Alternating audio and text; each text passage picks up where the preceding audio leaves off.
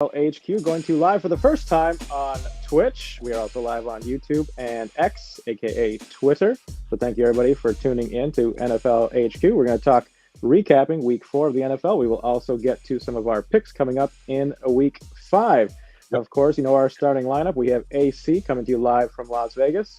Straight from Paradise, we have Brandon as well. I should mention AC, a Dolphins fan. Brandon, a Vikings fan. We have our Jacksonville, aka London Jaguars fan, Dave, coming to you live from Omaha, Nebraska.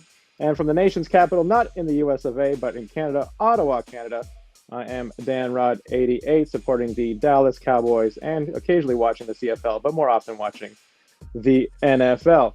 And with all that being said, let's get into our first of a few different segments we're hoping to introduce today. Of course, that is our home field advantage.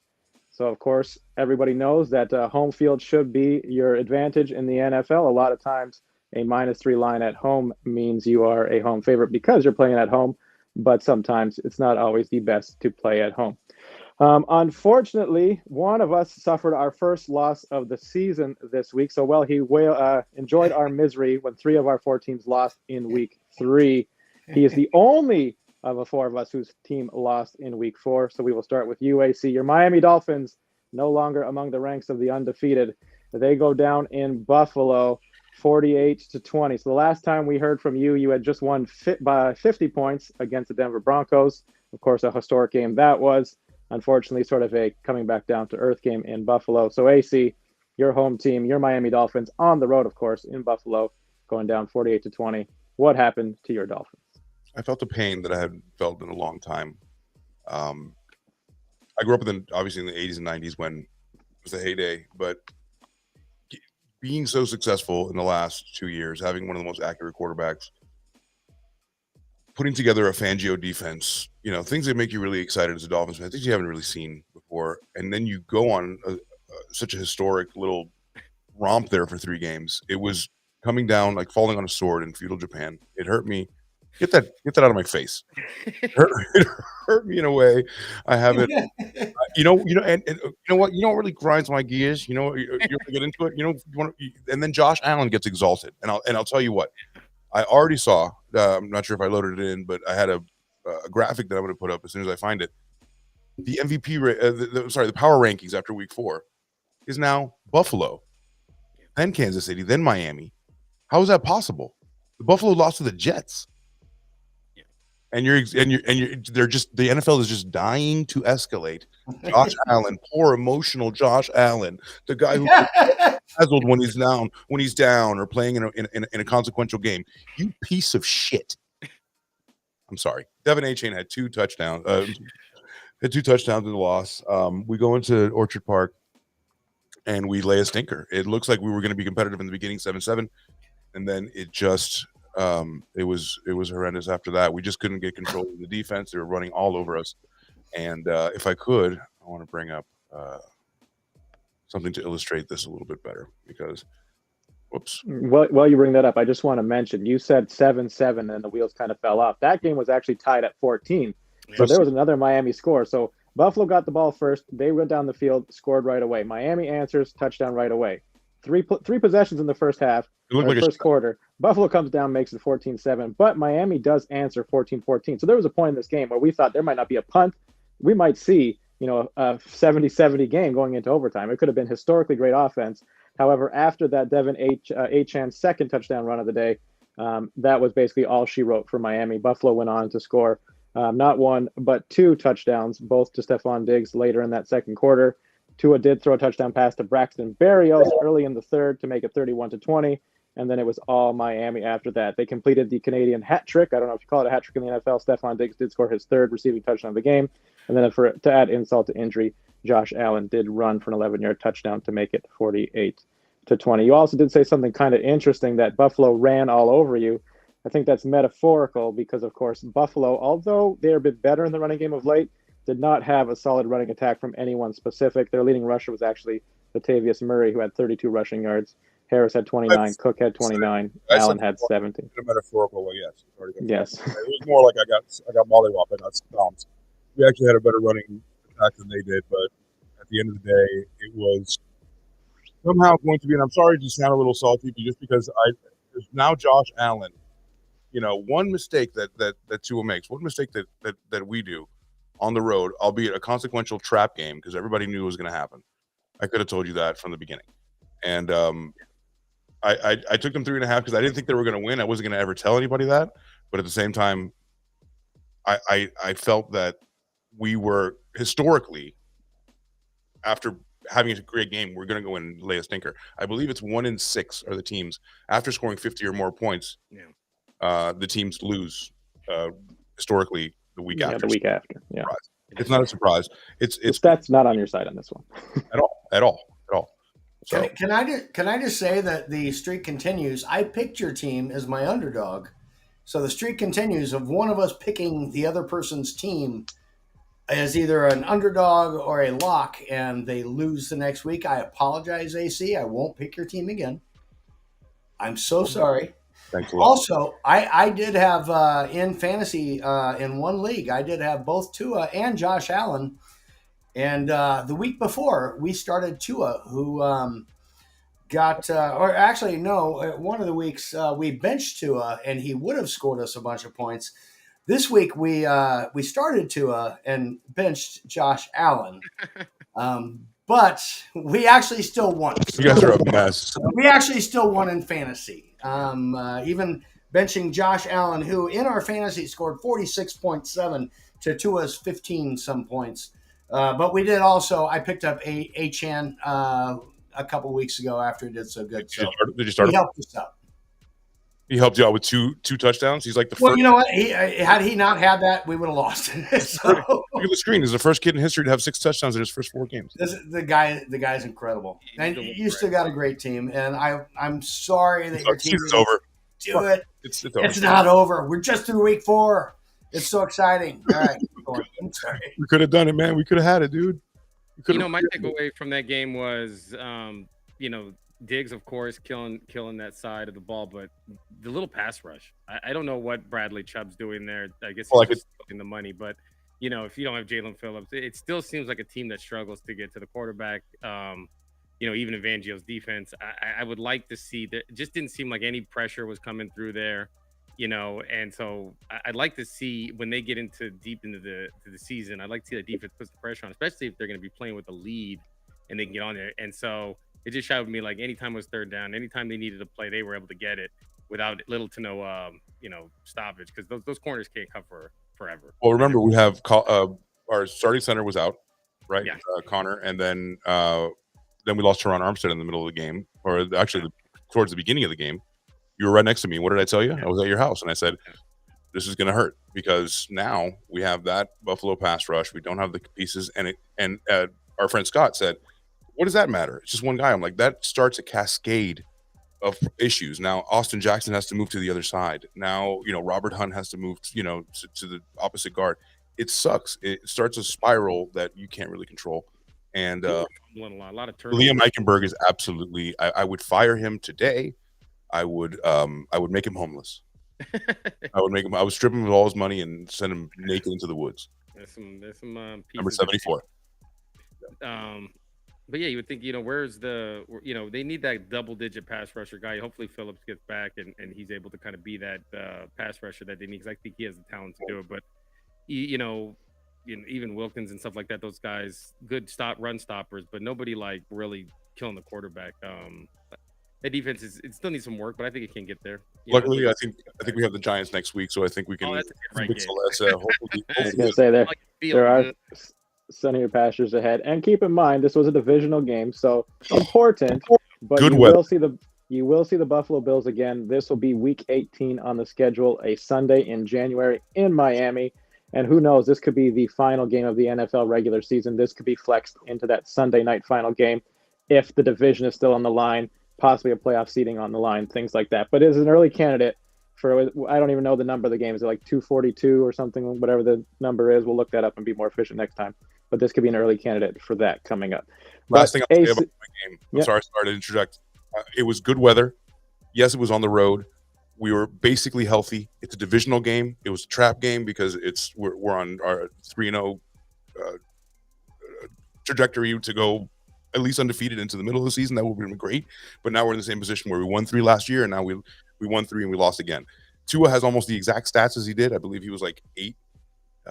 He had 8 touchdowns, I believe, at the same amount of attempts, same amount of like percentage for completions. It was crazy, the similarities. He didn't get hurt, he didn't get his head Jeebus, but we gave it in a game where it was a statement because we hadn't played really anybody until then, and I really wanted to win this game. That's all. Yeah. Dave, any encouraging words for AC as we move on from his Miami Dolphins? You know what? If they put your game on like the Disney Channel next week, you like that one, right? They're gonna win. That's what I said. That's what I said about the Denver. Remember? Did I say you guys? One of my threads, I was like, they were like, "Oh my God, Chicago Bears and Denver Broncos." I'm like, they should air that on the Disney Channel. Dude, I tell you what, I didn't get AC. Or I'm sorry, Dan Rod. I don't mean to take away from what game's next, Dan Rod. We will probably go to a gentleman that hasn't been able to celebrate a victory yet, but finally got their first win. Unless, Dave, you are so anxious to talk about your Toy Story Jacksonville Jaguars. It's really I can wait. I can wait. Okay. I can hold it. I want to hear about the Vikings. Brandon, do you have any final thoughts on the Dolphins or any words of encouragement for AC? For the final thing on the Dolphins is that, you know what, they're still learning how to, be one of the elite teams. So they're going to take losses like this on the road versus a great divisional opponent. The only one thing I think is that as I think the offense will be great. I still some question marks on that defense, and so we're going to have to start seeing, even some real times where that defense is going to have to win them a game, and that we haven't seen yet. And so we're going to have to see them actually start taking levels. So I think they'll do it good, but it's gonna be iffy. See what Fangio can do. So that's what I took from it. Yeah, and don't forget, AC. You still have Jalen Ramsey, who's injured right now. He's coming back. You might be able to shore up that secondary. Super Bowls are not won in Week 4 necessarily. Maybe theoretically they can be won, but nobody wins a Super Bowl in Week 4. We might be overreacting, and especially when we talk about Josh Allen and things to that victory. Keep in mind, I think Mike McDaniel will get back in the lab. That offense will continue to get better. I think the hard part for that offense on Sunday was that the fact that they were having to match touchdown for touchdown with Buffalo. They kept up for a quarter. It was hard to sustain that for 3 quarters. And as a couple guys have already mentioned, Vic Fangio's defense should get better and will get better. Keep in mind, Buffalo did have that Week 1 loss to the Jets in a very emotionally charged game with the Aaron Rodgers injury after 4 plays. So we're starting to figure out who these teams are, but it was a good measuring stick game for the Dolphins. Yes, it was not the outcome you're looking for, but hopefully they'll have a get-right game against the New York Giants coming up. And again, we'll see Buffalo in Week 18. I don't think anybody here doesn't think Miami is still possibly a playoff team coming up. But as of Week 4, we say goodbye to your Miami Dolphins, and we move on to finally their first win of the season, the Minnesota Vikings. It took a winless team in the Carolina Panthers. It may not have been pretty on the stat sheet, but at the end of the day, all we remember is the final score: Minnesota 21, Carolina 13. Brandon, your first win, how did it feel and how did it look? Looked ugly. Probably if it was any other team, you probably would have lost. He started out with a pick 6, and thank God you were playing a Bryce Young Carolina Panthers that just he doesn't look like he's gonna be ready for prime time anytime soon. So you were able to kind of get away with that a little bit. It feels good just to get a win. Because you got the Chiefs coming up next, and so you really didn't want to go in there 0-4. But it didn't look like, this looked like one of those teams that finally someone had to win. We were a little more talented, and so we got that win. But there's a lot to be. That pick 6 was nasty, son. Look at that. Look at that dude taking it 98 yards to the house. Kirk Cousins trying to get his shoulder blown out. You know what I'm saying? I still think you trade him. I still think you call this season a wash. But unfortunately, that win now is going to get them to think they can do something. My biggest takeaway was, look at Justin Jefferson is the best receiver in the game, and you starting to get a little something from Masterson. I think Cam Akers will probably take his job in the next couple of weeks when they start getting him more carries. I think he's more of a breakaway runner. And then the defense again still needs a lot of help on that secondary, and those linebackers are just soft, and you can run on them. So it's bittersweet because you got to take the Chiefs on next week, and so you could easily be 1-4, and then basically you're just scrapping and clawing for wins. Looks like a 6 or 7 win team, to be honest with you, from the talent and the coaching level right now. But you do have one of the better I mean, I know you always trash him, but like Cousins was cousining it up. He gave you both Cousins. He gave you a guy that could throw that 10 piece, and then he gave you a guy that throw you a pick six. Like Yeah. he's that guy, right? He gave you both worlds at that time, and so I'd like to see if we can probably get together a fully good game, But every time it's always a fumble here and an interception here. We've had probably the most turnovers to start the year out of any team right now between the fumbles and the picks. So we're gonna have to start seeing what we could do. Team's good enough to go on a streak and some wins coming in the middle of the season when you got that soft part of the schedule after Kansas City. So when we get some Bears and some Lions and stuff like that. How do you feel about the running game, though? Is the running game where you want it to be, or is it? I just don't feel like I don't see them as a running team, or No. is the play action working? No, and maybe Cam Akers helps with that. I think they thought just Alexander Messon would just come in there and just take Dalvin Cook's role, but he doesn't have the breakaway speed, doesn't have the vision, right? And he's nothing, and he doesn't have the he doesn't like how he doesn't have the hands for and so they bring in Cam Akers for a reason. I think he'll eventually take that role, and then Madison will be what he always was, which is like a goal line thumper. I see that easy to Justin Jefferson. That was sweet.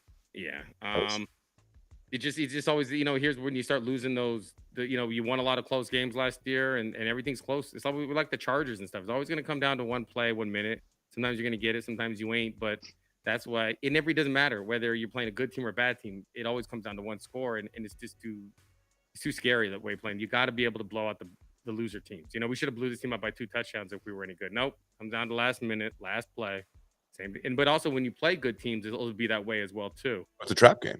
Yeah, and so all of a sudden now you're always that team that just needs a little bit of love. Mess around and play Houston, you'll mess around. Be one score exactly, but then we play the Chiefs will be one score. So like we could be the good teams will be one score away, and then also the bad teams will as well. Right. Yeah, classic example of that. You played the defending NFC champion Philadelphia Eagles week 2 in Philadelphia, losing to them on a Thursday night by 1 score. This game, 8-point victory, another 1-score game. Now, you're not sounding very confident in your Minnesota Vikings. Obviously, turnovers have been a big concern, but do you feel it's more than just cleaning up the turnovers for this team to be successful, or do you think it starts there? And what would you do if there was 1 or 2 things you could do to maybe turn this team around, if possible? Where would you start? It's probably I would start with definitely getting the running game going. It's right there. You're having Kirk Cousins just throw too many times, and what happens to, and this with when you get a lot of weapons on the outside, and you get a offensive coach, he just starts passing all the time. Reed, especially if you're behind, right? Yeah, Andy Reid used to do this a lot. Kind of forgot about passing. All of a sudden, you look up and you're like, "Hey, you've literally ran it 12 times," and it's just, and then all of a sudden, you have a quarterback that he has. Don't get me wrong, he can gun it, he can sling it, but when he gets to that 35, 40 time attempts, it's just there's a pick in there. There's probably a strip fumble. It's just too many times something bad can happen when he throws around 25 below 30. Those kind of quarterbacks, they do very well when you give them running games, whether it's a Kirk Cousins or a Derek Carr's or a Dak Prescott's. When you keep those guys under 30, they do very well. When you keep them over 30 and you ask them to throw a bunch of times, bad things happen. But when you got an offensive coordinator that has all these weapons, he feels like he's like, I got him, man. I got T.J. Hawkinson, I got Jordan Addison, I got Jefferson, and you want me to run it, And so yeah, we do, because it's going to be strip fumble on this 3rd and 4, So I think that has to do a lot with identity too. Like, I think you need to know who your team is and your overall team scheme, and then get the players to execute that scheme. But you just can't be all over the. So if you have Justin Jefferson languishing out there and Jordan Addison and all these people, and you happen to play the Buffalo Bills that you need to run against. That they have a great, even though take control of the game. Take control of the game. Take control of the clock management. You play your ball, right? But you have to be able to be versatile. But at the same time, and it's O'Connell's 2nd year. You got to remember, we have a lot of leftover Zimmer, and so and so when you're in that mid flux of getting his players that were too old, kind of on the out, especially on the defensive side, and you're starting to get your players in there and your staff. By the 3rd year, you probably, because you should have your quarterback that you want in there. That's why I don't see Cousins being in there. You're going to have a lot of these guys that can hopefully be O'Connell's and then even Flores' defense in there instead of they running Zimmer's old stuff. And you mentioned it already, especially with the Vikings. What I've seen is their organic pass rush. When they're not blitzing, when it's just 3 or 4 guys rushing, they have no pressure at all. But if they blitz, or if they show some motion, throw somebody in the wrong direction or something like that, then maybe they'll get to the quarterback. But if it's just 3 or 4 guys rushing, there is no pressure on that quarterback at all, and they have all day. I've watched it a couple times as we're watching this. Okay, all right, they got to one. As I say that, they get to him once. Honestly, that's probably the biggest problem with the Vikings right now is their defense and being able to put pressure on that quarterback that's on the other side. He finally spent, Marcus Davenport finally plays. He's been gone, and he spent a lot of money bringing him from New Orleans, and he's always been injured. So finally he plays because he was injured as well. And then, Flores finally getting his guys because he's going to run that, zero blitz lot, man coverage, hope those corners can hold up. And it's all predicated on that line getting, that defensive line getting some pressure. And if it doesn't, then you can get big plays, right? And you're not always going to be able to play a Bryce Young that can't see the field, that can only, can't go through his progressions. When you take on those quarterbacks that know what they're doing, you can get smoked very easily, and then you're playing from behind again, and then you're asking Cousins to throw a bunch of times, and again it gets bad a little bit. We got to be one of those teams that just gets ahead of the sticks, ends up being able to run, play action. But I haven't seen any of that lately. I've just been seeing drop back pass. Hope to God something good. Right. Well, I did mention last time that if you go 0-4, your chance to come back to the playoffs is point something percent. Before they added the extra games. You didn't go 0-4. So that's got to be a positive. You beat the second worst team in the league. No offense, Denver Broncos. Bears. Hey, I dropped 70 on them. Yeah. And it's not just the extra game, but they also added that extra wild card. And so now so you get that 7th seed. It's usually about 8 to 9 wins anyways. And so you're like, okay, there's still a chance because of that. You're not out of it. And also too, it also depends on where you lost them. Were they home games? Were they good? If they were good teams, we were going to lose to anyway. So a lot of times that happens too, is where a team goes like 3-1, and it's like, because they added like the whole thing. They got their 3 wins early because the schedule set up like that, and then the back half is just brutal. They beat the Giants and the Jets, for example, 2 of the first 3 weeks, right? Yeah. Well, you were going to get those wins anyways, no matter where they at with the schedule, right? So but if they were just clumped in the beginning, it looks like you start out like world beaters, and it's like, well, and then some team that starts out like 1-2, 1-3, but they were the roughest part of the schedule was there. They were going to lose those games anyways, and now they can start getting into the meat of the schedule where they get some wins. So that's a very interesting point you bring up, because hindsight is always 20/20, as they like to say. And a lot of times you'll see the strength of schedule that comes out at the beginning of the season. It's based on how teams did the year before, but we truly don't know who these teams are going to be from year to year. That's why the NFL is such a great league with the parity and everything. You always hear these stats of, a couple of playoff teams from the year before will not make it. These teams that you didn't expect to make it will make it. And so we can look back at this, we're looking back now at week 4, but even in a few 4, 5, 6 weeks from now, we'll look back and we'll see, was Carolina really one of the worst teams and Minnesota just benefited on beating up on them? Was that loss to Tampa Bay in week 1? Is that actually a very good Tampa Bay Buccaneer team? Even though we thought with Baker Mayfield taking over, no Tom Brady, this might be one of the worst teams in the NFL. So as much as the strength of schedule means something early on, you'll see that those numbers change throughout the year as we really start to see how these teams perform. Now, Brandon, I want to be encouraging for you. I want to be uplifting. However, 2 of your next 3 games are against arguably 2 of the best teams in the NFL. You mentioned you got the Chiefs coming up at home this week. You do have the lowly Chicago Bears the week after, but you sandwich the Bears between Kansas City and then San Francisco in 3 weeks' time. You get Kansas City and San Francisco at home. So if you could beat one of those 2 teams at home, and for myself, if you could beat the 49ers, that'd really help out the Cowboys in the NFC, but also your team. But I will say your team has yet to play divisional games. So you still play the Bears twice, the Packers twice, and the Lions twice. And the schedule makers actually gave the Lions 2 of the last 3 weeks of the season. So you play the Lions week 18 and week 16. So as long as you can still be competitive within the division, I don't think by any stretch of the imagination this division is a runaway. I think Green Bay is clearly taking a step back without Aaron Rodgers, but they still look good with Love. The Bears look like they are the worst product in the NFL at the moment.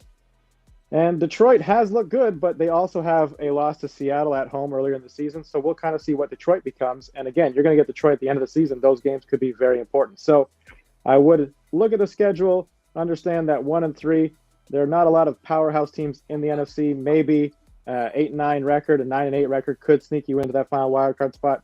Still definite possibility. And again, 6 division games. Division, not out of the woods yet, to make my first Taylor Swift reference of the evening. I pick your team to win that division, by the way. I'm just saying. They're not done. And of course, Dave, the HQ curse, we're really hoping that breaks. You're cursing me on here. This one. Yeah. So it's Dave's fault. I like the Chiefs. I like it's funny. I think we have a better chance of playing the Chiefs, beating the Chiefs than the Niners.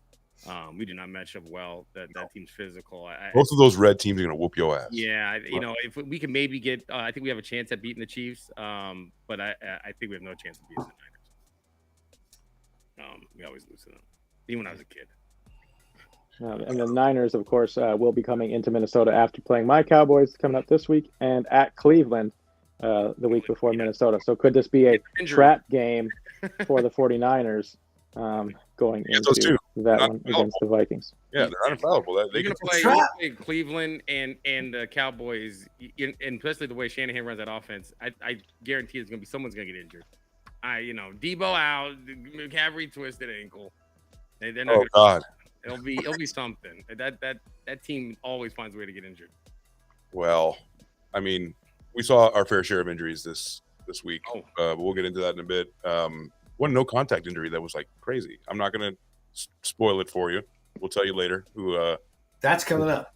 That's coming up. So stay tuned. It's Cowboy time. Let's bring up. We'll saddle up and ride with the Cowboys in a second. But before we do that, we're going to take this home field advantage across the pond to the UK, the home away from home for the Jacksonville Jaguars. This is their 10th total game now being played in London. That is definitely the most international games of any team. They're actually going to be playing back-to-back in London for the first time. There they are. Do that. We'll have that coming up. Also, they appeared in Andy's room. So I'm confused. If they played in London, but also Andy's room. Andy's room is not in London. Is that correct, Dave? It's not in London. It's not in London at all. But I tell you what, that was pretty accurate as far as that game went. We're watching the highlights right now. I woke up. I'm gonna go watch my game because I've got an NFL Sunday ticket. So I'm gonna go watch every game. Nope. I had to open it up in Andy's room to see the beginning of it, and then I actually had to pay $10.99 on whichever platform is ESPN Plus to watch the actual game. And I did watch them side by side. You're watching them right now, but I watched them side by side, and I gotta admit, look at Woody. The marketing worked, man. They made you spend $10.99 because you didn't want to see these fucking cartoons anymore. You're like, I want to see. Funny story. I was at a marijuana dispensary on Sunday. This game was on. I thought I was tripping. I didn't realize what was going on. Dude, I got to be honest. I mean, if it were, I don't know, 20 years ago and my kid were still little, I would put on Toy Story Jaguars and watch the actual game and let him think we're watching whatever. All day. You know what? We are the AFC Richmond of London. That's a Ted Lasso reference, by the way. We get it done in London. We just do. The Jaguars get it done in London. Now, we stayed an extra week, and I'm hoping that extra week of practice and being in London lets us get it with the Buffalo Bills. But, man, those Buffalo Bills kind of scared me after this past week. So I'm not 100% it's going to continue. They have to travel. Remember, they have to travel to East Coast. I know. Buffalo was hot. The fish and chips, the access to the fish and chips for the extended amount of time, I think is going to put them over the edge. Yeah. And I think that, pudding, like that fucking sausage. I'm hoping. I'm not betting on them, and I don't need any of you guys to pick it either. None of you can pick my team. Locks of the week. No. Yeah. And just quickly, anybody, if you're watching live on Twitch, YouTube, or X, aka Twitter, feel free to drop a comment at any time. AC, how do the people drop a comment for those of us that don't know? Absolutely, drop a comment. We are live on Twitter or X, as it's called now. Live on Twitch. The first night we're live on Twitch TV, so you can find us at NFLHQ_Twitch TV. You can find us there. Remember, that's going to be up for a couple of weeks. So if you want to see the replay on Twitch, you can totally do that. Of course, YouTube, it lives forever because we're all going to live forever in the glory of football. And you can see the scroll bar down there, and you can be able to kind of find our handles if you want to send us a DM, ask a question, get fantasy advice, get told off by us. We do all types of stuff, and we're available at parties. We are. As far as the actual game, I enjoyed the game because I got to watch it little kid, on this one TV and actual on the other TV. I was impressed. They came back after you guys, Admiral Akbaring. It's a trap. The trap game from last week with the Houston Texans. But I'll save that part of it for the segment that comes up, Fact or Fiction. as far as the division goes. I'm not that worried. I wasn't that excited. It was a good win. We needed to win that. Trevor Lawrence looked good. He always looks good, man. Sunshine always looks like he's ready to play. He seems like a good kid. I'm not sure about his leadership skills. I haven't heard anything about him in the locker room. Have you heard anything like what he's like? Yeah, he is a leader. He is a leader in that locker room. And you can see it all the way back from last year when they lost that game in Kansas City, and he's standing in the tunnel hugging his teammates on the way out, going, "You know what? We played great. It's a great season. We're gonna just keep getting better." He is a leader in that locker room, and everybody freaking loves him. So, yeah. And just to add to that point, I was just going to say, going through the beginning half of his rookie career with Urban Meyer as his head coach and all the turmoil that brought, I think that really you heard a lot of positive things about how Trevor Lawrence still tried to hold that locker room through all the Urban Meyer turmoil, and then of course the transition to Doug Peterson now. So I've heard good things about Trevor Lawrence and his leadership skills with the Jaguars. You think he's been like almost like a broken marriage? In the beginning he had a big bad daddy that touched girls' butts in Cincinnati, and then didn't take the plane ride home. And then you just feel like it's just a dysfunctional thing. Like, how is this kid going to grow up in this family? Especially being in Jacksonville, probably the most dysfunctional. I'm sorry, one of the most dysfunctional places. We're moving to London anyway. No, I'm just joking. The London Jaguars. Speaking of London, obviously when you watch the games, not in Andy's room, but you do happen to catch the game live at Wembley. I think this game was on ESPN or ESPN Plus. Dave, do you feel like Jacksonville has a home field advantage, having been the team that's played there the most? Or is it still truly an international game where you do see in the crowd still jerseys of all 32 teams at any one of these games? How does Jacksonville feel, or how does a fan of Jacksonville feel about playing these home games? It seems like every year in London. Do you still feel like it's a home game? It's obviously not a home game because it's overseas. But I think that because they've been there so much, I honestly believe it is a home game. I think that the fans in London, and don't quote me on this because I'm not in London, but I really feel like, and I know a few people from there that went to that game to support Jacksonville that live in England, and they're like, because they come there every year, I think they're gaining ground, and I think it actually is a home game for them. It must feel good to have the most international team in the NFL. Is that fair to say that the Jaguars are the most international team in the NFL? Well, not only that, but also Andy's room. I guess it depends on how you quantify international. We'd have to go down the roster and see who has the most international players. Maybe that would make a team more international than Jacksonville. But I will say, so again, they played this week, or I guess last week now, at Wembley.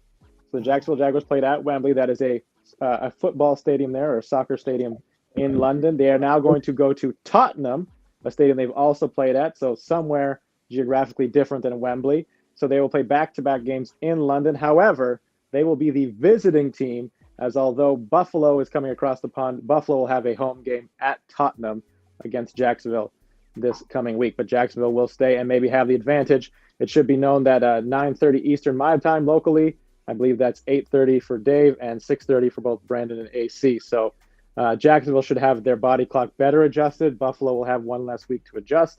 We will see if that plays a factor. And as it comes to home field advantage, Dave, your Jacksonville Jaguars, as mentioned, 5-5 lifetime in the UK.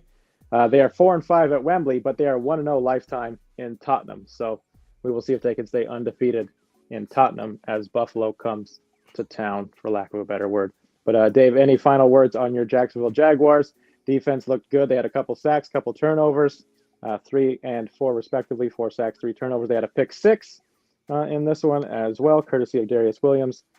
Final thought on your Jacksonville Jaguars in their first London game of the year. It's week 4. That's it. It's week 4. Let's see what happens. We've got a lot of playing coming up. So I'm excited, but it's still week 4. I'm waiting. And again, we've got a segment called Fact or Fiction, which I want to bring something up. I want to see you guys' opinions on it. But let's move to your Dallas Cowboys. We will. I just want to say very quickly, AFC South, Dave, your Jacksonville Jaguars sit 2-2, tied for first and theoretically last in the division. Colts, Texans, Jaguars, and the Titans, all 2-2, the most parodied, it's hard to say, tongue twister, division in all of football right now. So no one has grabbed the reins necessarily. However, Dave, much like the Colts, minus 2-point differential for your Jaguars, if that means anything. The Texans plus 17, Tennessee plus 2. But yeah, so we've heard from our Jaguars fan, our Dolphins fan, and our Vikings fan. So the final of our home field advantage teams, of course, my hometown team, not my hometown team, because I do not even live in America, but the team I root for in the good old US of A is, of course, the Dallas Cowboys. And after a more than disappointing loss a week prior to the Arizona Cardinals, a game that they should have won, a game they were favored by 11 or 12 points, a game they lost by 12 points, so that's a 24-point swing in the betting world, which is a horrendous loss. The Dallas Cowboys get the New England Patriots coming to town, only a 6.5-point favorite. New England coming in off a win over the Jets. A lot of people thinking this could be another game the Cowboys would struggle in. The Patriots, what would Bill Belichick do? You know, he's known for taking away your best option on offense. I guess what Bill could not predict is Dallas's defense capitalizing, scoring probably more touchdowns than the offense, it felt like. But Dallas rolled 38-3. So through 4 weeks of the NFL season, Dallas has beat the New York Giants, who have looked bad in all of their games, the New York Jets, who looked good in their last game, but other than that have not looked that great. They lost to a Cardinals team who, you know, was brought back down to earth by the 49ers this week or last week. And now they beat up on a Patriots team 38-3. My best takeaway I can take from this one, again, the Cowboys did what they had to do. So much like Brandon's talked about with his Vikings a little bit, you know, winning games in the NFL is never easy.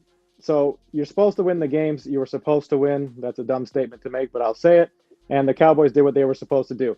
The biggest takeaways I will take from this one, the Cowboys still struggled in the red zone. They're very unsuccessful at scoring inside the 20-yard line, especially when they get closer to the goal line. They're not doing well in that area. The defense has looked good at times, except for Arizona. So which defense is legit? And Micah Parsons clearly hurt his ankle at some point during the game. There was talk that he maybe had hurt his knee, and yet somehow you cannot keep Micah Parsons from going in the game late in the game when it's basically out of hand. So is Micah Parsons going to be unable to control himself from himself, in these meaningless minutes towards the end of games? But other than that, I was a happy Cowboys fan. They rolled. I'm not the one that's going to get on that, oh my God, they can't score in the red zone train, even though it's been 4 weeks of this now. As long as they keep playing well. And, you know, we've brought up a couple of times, they're playing the San Francisco 49ers coming up this week, Sunday Night Football. This is a measuring stick game. The last time the Cowboys went to San Francisco, they got absolutely embarrassed. We all remember the final play. It was bad from start to finish, not just that last play, but it's kind of encapsulates how that game went as a whole. But did any of you see the Cowboys game? Anybody have any thoughts? I think this one will be more remembered for what the Patriots didn't do as opposed to what the Cowboys did do. But I'll start with you, AC. Did you happen to catch this one? And what were your thoughts on Cowboys Patriots? I was more excited to see like the dichotomy of like now, you know, Ezekiel Elliott seeing his old team and seeing what the loss was, and if it was true that their running game can actually be as successful without him. And it looks like they were just fine. So I was more worried about the interpersonal thing. I had no question that the Dallas Cowboys were going to go in there and at least win. I didn't think it was going to be such a wide margin. I'm not sure what the spread was. If you have 6.5 late line. I think I got it at 8. Yeah, that was like 8 at the one point. I think I bought some points up to, and I teased it up to like 10, something like that, because I really didn't think it was going to be that wide of a margin. I mean, that's winning by 35. You've dominated in every facet of the game. So I don't think the Patriots, like I've been saying for weeks prior, I just don't see them progressing in today's NFL.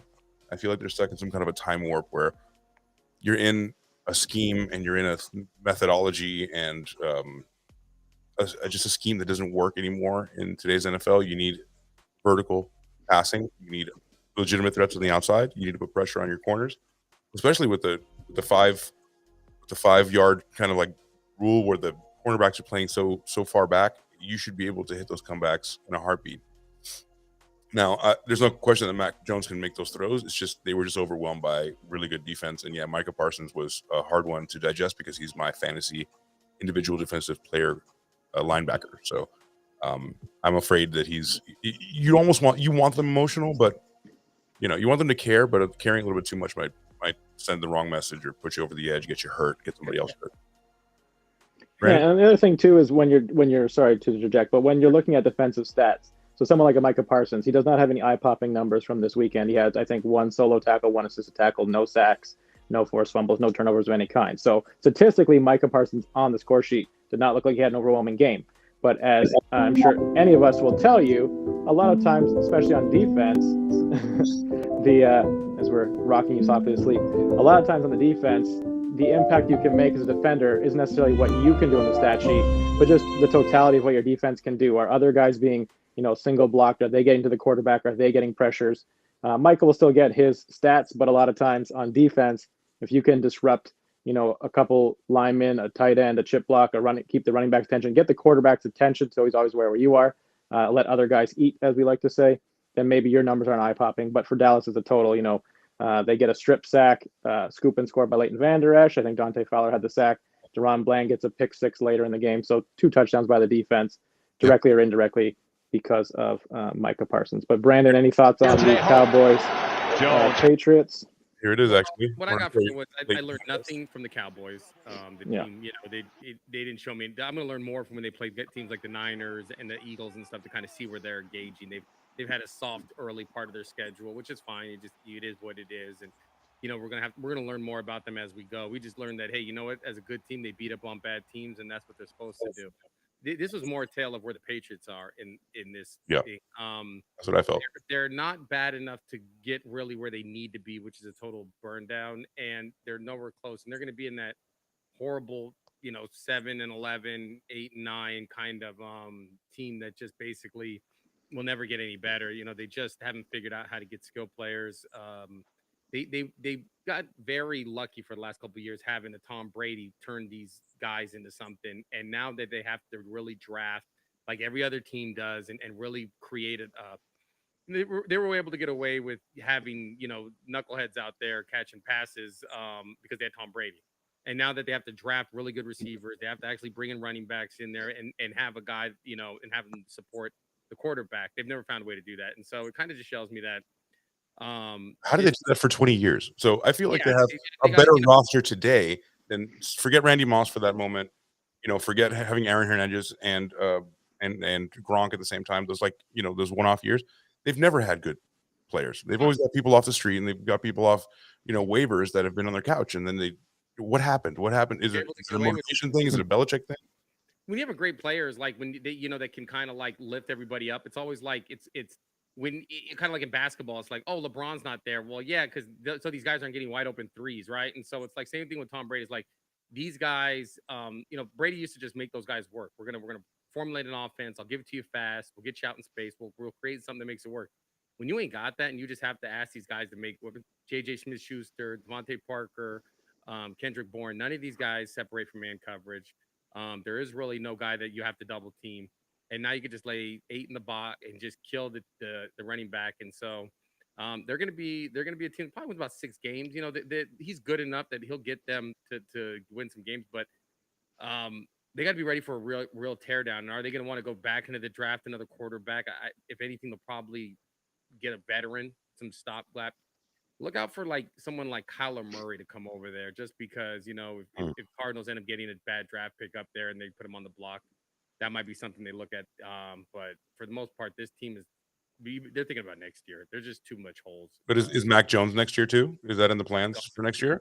I don't. They've had enough of his fill. The question is Mac Jones even going to make it to next week? So obviously Bill Belichick press conferences, he doesn't give you too much information. But Mac Jones in this one benched early for Bailey Zappi. Bailey Zappi played a couple games last year. Funnily enough, the Patriots cut Bailey Zappi this year. Only had Mac Jones on the roster for a small period of time. Matt Corral, you can go and look up that story. He disappeared on the team. Hopefully he's doing okay. But he's no longer a Patriot. But Mac Jones, Bailey Zappi, it's very possible Zappi could start the coming week. And I think the other hard part is the fact that 2 big injuries, we'll talk about that coming up as well, possibly in catastrophic injuries, but they lose Matthew Judon, who I think per bicep, he'll be out for significant time. And then they also lost probably one of their picks they've had in the first round in a long time, Christian Gonzalez, their cornerback. He also had a upper body injury and did not finish that game. So I think for a long time, yes, it was Tom Brady piecemealing that offense together. He always had a great offensive line. Maybe the receivers weren't who's who. Maybe he made the receivers more than they made names for themselves aside from Randy Moss, as mentioned. But Mac Jones is clearly not Tom Brady. And this defense is finding it harder to do what they can do if this offense isn't putting up points. And if you can see this, as a Cowboy, if sorry, you can see, as a Cowboys fan, yeah. Oh no, go as a Cowboys fan. I'm sorry. As a Cowboys fan, I just felt I was more just watching, and trying to figure out what was going on with this Patriots team than I was, celebrating what my Cowboys were doing today. We're all in Dallas. Like Dallas is playing Dallas ball. They're actually doing much better than I expected. But what I wanted to interject, and I'm sorry that I cut you off. Tom Brady would never. If you see the highlight that I'm playing here on Twitter, he would never roll to his right and then throw across his body 35 yards and let that ball languish in the air like a loaf of bread. So 26 get out of the air. Mm-hmm. Like that's not something that's no quarterback should do that. That's like quarterback 101. Right. The first thing you tell them not to do. I like the person saying in that the Patriots suck. So that's always good. Like that. What's up? Too is you're gonna go back to those old Patriot horrible days when I was a kid. Early 90s, Steve Grogan and other losers out there. They were always getting about 2 to 3 wins. They didn't really start getting good until maybe Parcells kind of got him over there. And then, but even in late 90s, even the Pete Carroll years and stuff like that, the bad franchise goes back to what they, the ride's over. It was a long ride, man. A long ride. Boston got so much out of that. Well, I mean, we're talking about something that's never been done in the history of football before.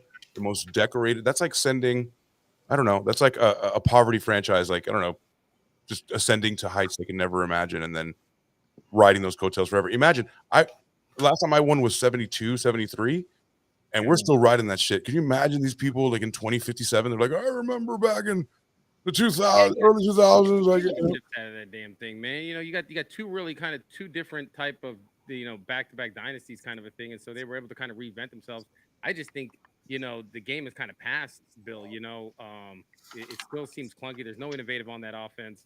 There's no game breakers. There's no one that you even think about even want to put on your fantasy team from that damn offense. Like, it's pretty pathetic that you would put that on there and say, okay, this is how we're going to the season with these guys as the offense. And that's what I mean. Talent evaluation. Is it Belichick like losing his edge?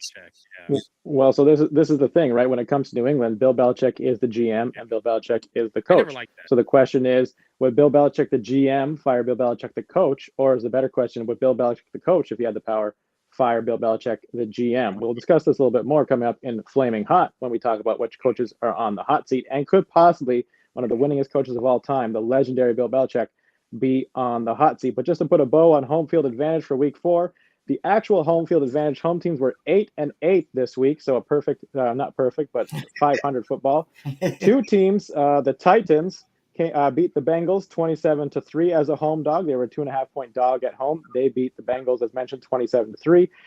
Staying in the AFC South, the Houston Texans beat the Pittsburgh Steelers 30-6. So both AFC South teams beat AFC North teams by exactly 24 points. I don't know how you like that symmetry, but those were your 2 home dogs that won. Other than that, 5 of the home teams that won were able to cover their respective spreads. So the Jags, the Bills, the Chargers, the Cowboys, and the 49ers, all home teams that won and covered the spread. The only other home team that won a game this week, and they are now 4-0, the Philadelphia Eagles, they won but did not cover their 8.5 against the Commanders. That was the only home team not to cover or as a home dog win. 7 of the 8 home teams that lost were underdogs. Only the Bears, who are now 0-4, that lost 37-28 to Denver, had a push on that final line of +3. And the Jets, at now 1-3, covered the 7.5 in a 23-20 loss to the Kansas City the Kansas City Chiefs, 3-1 on the season. If I may, it should be mentioned that the Saints were the only home favorite to lose outright, 26-9 to Tampa Bay. Tampa Bay was a 4.5-point dog on the road and lost. And in case you listen to our Better Sweet segment coming up, where we place bets and recap some of our old bets, the Rams were a -1 favorite on the road. They covered. They were a dog at one point earlier, so the Colts were not officially a home dog when the game kicked off. They were a home favorite at that point. Just another note that we brought up before, Jacksonville, the home away from home, now 5-5 lifetime in the UK, 4-5 in Wembley, 1-0 in Tottenham, but they have a game coming up in Tottenham coming up this week against the Buffalo Bills. Buffalo 0-1 in their London history, Dave. So just you have that on your side. They've only played in London once. They lost in 2015 to your Jacksonville Jaguars, 34-31. And that was actually Jacksonville's first ever win in London. And of course, congratulations to Calvin Ridley. He is the first ever, in answer to the trivia question, the first ever player to score in Andy's room. Big score. Just to piggyback off that a little bit, so I found this on Twitter. Brandon and I, living in Vegas, we're acutely aware of what's going on with betting lines and where the money's going. So something I picked up, it said, I'd estimate conservatively that $80 million was bet on the Chiefs Jets around the U.S., with 80 to 90% of the money favored on Kansas City. Mahomes' heady decision to slide before scoring a TD would have covered the spread, undoubtedly causing an 8-figure swing in favor of the books. So this makes me think that the NFL is rigged. Thoughts? Well, I think that's a very slippery slope if you want to go down. Is it really? I was going to go the other way, and I just thought the calls were bad. That pass interference on Sauce was ridiculous. I don't know what the hell they were thinking with that one. I was kidding with that, but I mean, but it did seem like they wanted the Chiefs. What are the chances that he's going to? Yeah. I hate that though. Every time like you need the touchdown, and then they just slide or take the knee right in front of the one. You're just like. The messed up part is when he slid, he got up and he gave a little smirk like that, like saying, like, I don't play to cover your threats. Yeah. You know. Oh, he gave a little wink and a kiss. He knew. He did that. He did it all. I mean, it was a heady play. So the Chiefs are already up by 3. So if he goes in the end zone and scores the touchdown, they're going to be up by 9 or 10, a 2-score game. It's not likely that with under 38 seconds to go, Zach Wilson, as well as he was playing and outplayed Patrick Mahomes in this one, was going to come back and they were going to beat the Chiefs. Would they have come back and maybe kicked a meaningless field goal that wouldn't have covered the spread anyway, or scored a garbage time touchdown to cover the spread? We will never know. But the one thing that I've heard a lot of people saying, yes, the Sauce Gardner hold wasn't a hold. The Kansas City Chiefs got the ball back with 7 minutes and 24 seconds to go in the fourth quarter. So half of the fourth quarter time still existed, and they held that ball for the duration of that 7 minutes, 24 seconds. Yeah. So the fact that Mahomes slid and didn't cover the spread on the last 38 seconds, they took a knee and finished the game. The New York Jets have to find a way to force them either to kick a field goal or do something. They cannot let the Chiefs possess the ball for 7.5 minutes to run out the clock on them. Agreed. But that's what happened. You gotta get that. And unfortunately, there's a couple other plays on that. And then the other guy holding, like what was that offensive line? Juwan Johnson. You see that hold? That was ridiculous. Like the guy is literally trying to move, and he could. he took him out to dinner with that hold, man. Like it was brutal. So there's bad calls. You know what happens in the NFL, and so it's not humongous, but it definitely, when you're a bad team, you need all the breaks you can get, and they weren't able to get it. So pick 6, let's do it. Yeah, and if you're wondering, and if you're wondering why a team like Kansas City is a perennial favorite all the time, it's because teams that can possess the ball and hold onto the ball have better luck, or better chance, not necessarily luck, of winning games. When you can basically say to your offense, go out there and at will take 7.5 minutes off this clock, never give the Jets the ball back, and basically by doing so, they have no chance of winning the game, and they did that. So the Chiefs won, the Jets covered. This was a Jets team that a lot of people had high hopes for.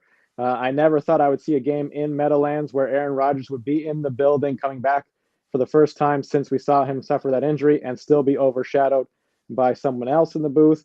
And that someone also overshadowed people like Ryan Reynolds, Hugh Jackman, Blake Lively. It was a star-studded affair in New York, but the second week in a row, the Jets and Giants had to overturn that field.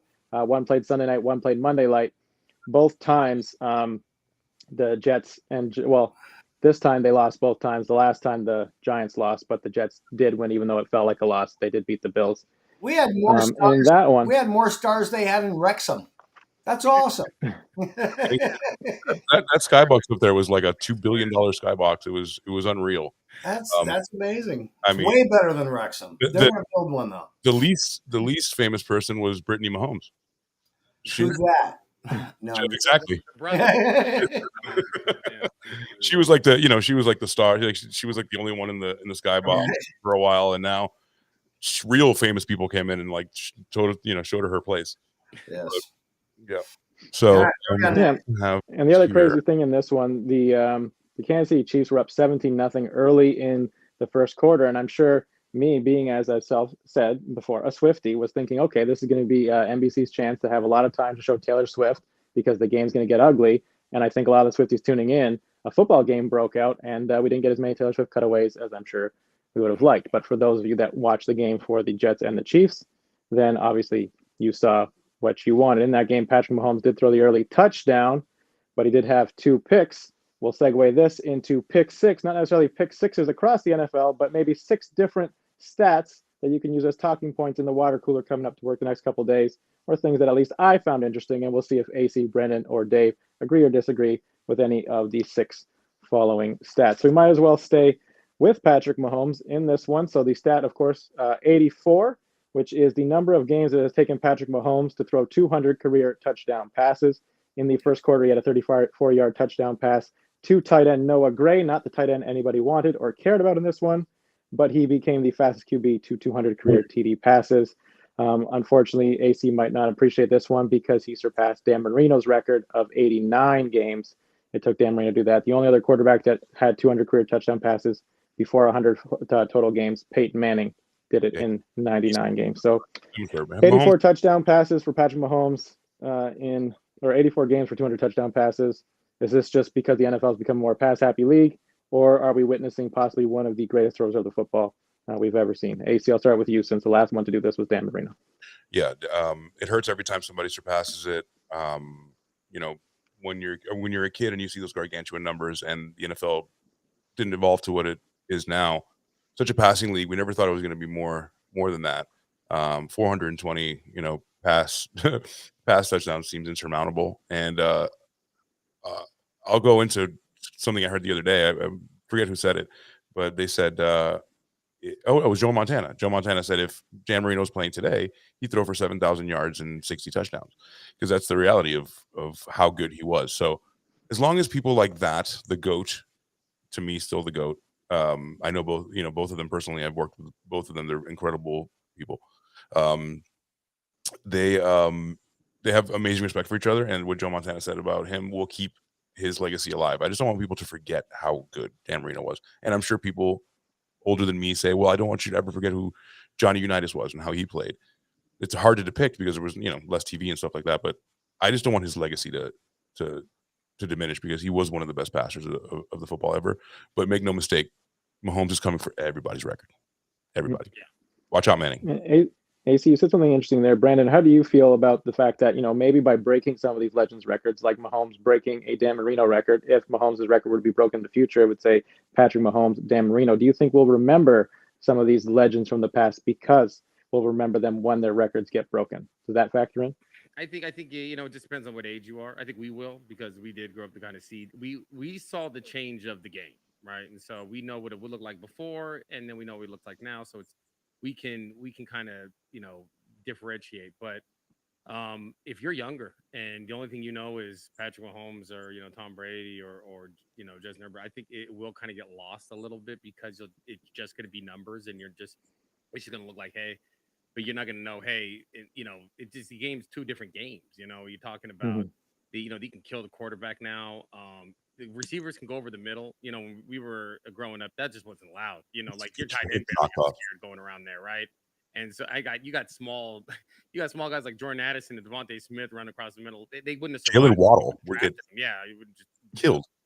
Yeah, they wouldn't. And so, and also too, and then everybody now is kind of turned into, if you're not passing for 35 times a game, before it was like, your quarterback barely passed on 3rd down if you were lucky, right? It was run the football, play action. They thought they had right. It was like, right. Yeah, and so Marino, just what he did in that era was almost, you have to always kind of take that into consideration. But the sad part is that since he didn't win a championship and he doesn't have that kind of title, he kind of lived off of the records and numbers. And once those are broken, that's exactly my point. Get kind of thing. We say with Warren Moon, and I'm a huge Moon fan, but it's just all of a sudden now we became a league of like, hey, just pass it 1,000,000 times, and and the guys like Josh Allen, Justin Herbert are going to be remembered a little more, because they're going to be able to kind of, if you play 10 years in this league, you're going to do more than 15 back in the 90s and stuff like that, where it's just 2 different leagues, and unfortunately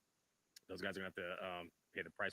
I think what's just good is that we remember them, and we're, if you got, always bring up NFL history and show them, hey, like, when you were able to really actually play defense, that, roughing the passer was like you had to kill a guy. You had to like rough him on the passer, kick him in the throat, and then maybe the ref might. There was no roughing the passer.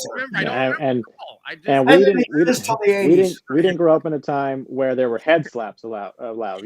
Looking back at the highlights of Night Train Lane before sacks became a thing. We'll talk about that in a second. But yes, it's our job as, I think, historians. Now, two things. Will people remember Dan Marino more for Ace Ventura? And also, as much as running backs feel like they're devalued, the one thing that keeps the value of the running back is the fact that running backs like Emmitt Smith, Jim Brown, Walter Payton, maybe their numbers will always be elevated, because as these passing stats increase, these rushing stats, some of these records might seem unattainable in the future. But Dave, how much is it our responsibility as the elder statesmen, and not dating ourselves, but eventually we'll become those older elder statesmen, to educate the younger youth, I don't know if that's a real thing, about the past players of the NFL and just their true greatness? These two already said it perfectly, that it was a different game. I can't say it any better than that, but I'll try. No, I'm just joking. No, it is a different game. It's a different game than it was back then. It was punchy in the mouth football. Like I just said, there wasn't roughing the passer. I mean, there was, but it wasn't. It was like Bill Laimbeer in the playoffs giving you the elbow, And it's all exactly, and it's also not a smash up the middle type of game like it used to be with Jim Brown. And when you talk about players that even I don't know, Jim Brown, I mean, I didn't watch him, but I did watch Barry Sanders, and I did watch Dan Marino, and I did watch, Terry Bradshaw, and I did watch Lynn Swann, and those were my heroes when I was little. Sorry, I'm older. Herman Thomas and I was in my 20s. But it's a different game. It doesn't mean it's any better or worse. In a lot of ways, it's more fun. It's more action packed. No, yeah, they in a lot of ways. Time ago to people want to watch touchdowns, and so they gave us more touchdowns, right? And so to do that, you had to. That's what they want. You had less in defense, and so. But let me throw some salt on that. It's more of a finesse game now. It's more of a not as rumble tumble right through the middle, kind of rumbling, stumbling, Chris Berman style. And people are getting hurt at a bigger clip. I think people are getting. They are. I think people are getting more hurt, and the game's less physical. But let's be real. That fantasy football thing, you get the touchdowns, you get you guys scoring 40. Like the scores are just higher than they were before, right? You get a 70-20 game. That it's just very rare those get, because you can pass it so much. Before you could like. Now, if you touch a receiver past 5 yards, they're waiting to pull that flag. Man, before you could mug that bugger down the right way. So, it's just less physical. So they allow more scoring. That's what we want. We want to see touchdowns and dancing celebrations. We don't want watch 6-3 games like it used to be. We had Ray Lewis taking on, it'll be 9-6, and we're like, God damn, can you get a touchdown in here? You know what? Every single season that the opening bell comes out and it's time for the draft, they all boo the commissioner. But you know what? This commissioner did right? He made this sport into a multi-billion-dollar company that, we do want those touchdowns. We do want those highlights. They're on every channel on almost every night, not every night. Almost every night now. And that's what we want. We want more. And he's given it to us. He's probably the best commissioner ever, to give us as much football as we want and as much rough and tough and hard hitting. I mean, not like it used to be back in the day where you run up, but scoring. They replaced the hard hits for the scoring. So remember, we were growing up, they used to have these like videos come out. And the hard hits. Hard hits, and you get your head cracked open. And it's like, man, the blindside quarterback hit. But hang on. Last year, we almost had somebody die on the field, and it became the entire nation, the entire world was worried about. Chill. He's fine. He played on Sunday. All right. So not trying to bring it to that. Against the Dolphins. But that was even more of like the guy that was more defensive hitting him. Like before, like they would have guys getting their head like cracked and they would show it. They'd be like, "Oh man, yeah, that's true." They gladiator shit. We would put packages together, and now it's like, not only anything that's even a hard hit, even if it's legal, they throw the flag. The guy's on the ground. They're like, "Let's just." That's true. You're right. So and all of a sudden now a defender has to think a little extra. Tackling's harder for him, so you almost get these weird breakaway runs. These guys that normally wouldn't. Back in the day, you wouldn't even have the quarterbacks playing. They have a Kyler Murray, a Tua, a Baker Mayfield.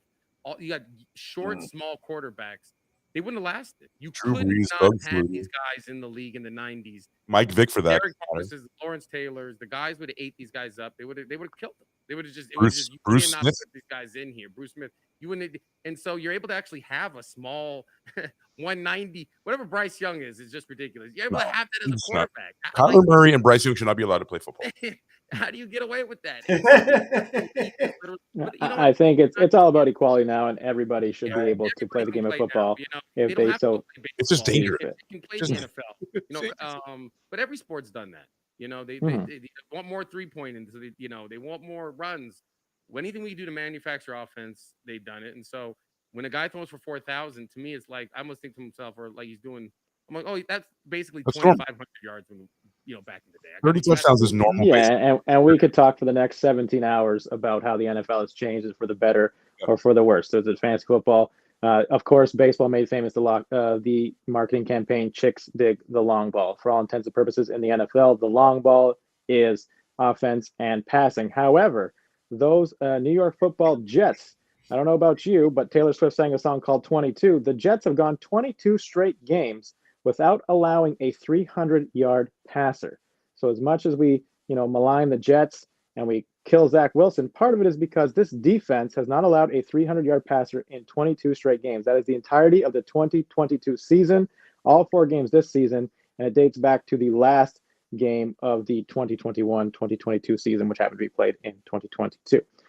I will say this. So the last time a passer went for 300 more yards against the New York Jets happened to be January 2nd, 2022.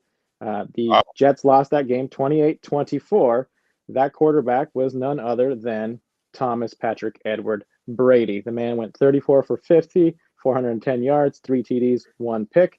That was a game that the Jets actually led 24-10 with 6:56 to go in the third quarter before Tom Brady and the Bucs came back 18 unanswered points to win that one. That game actually might be more known for that was the game where Antonio Brown took his shirt off, danced in the end zone, and quit the NFL forever. Story. Of interesting note in that streak, the one that I pulled out, week 6 of that year, the Jets went into Green Bay. If you remember, Sauce Gardner wore the cheese head. They beat Aaron Rodgers and the Green Bay Packers 27-10 that week 6. Aaron Rodgers was 26 for 41, 246 yards, 1 touchdown. Zach Wilson on the other side, only 10 of 18 for 110 yards, but the Jets still won that game. So week 5, they have Russell Wilson and the Denver Broncos coming up. Week 6, Jalen Hurts and the Philadelphia Eagles. Week 8, the Giants and Daniel Jones potentially. Week 9 on Monday night versus the Los Angeles Chargers. Do you see the Jets defense giving up 300 yards in any of the next 4 games, Dave?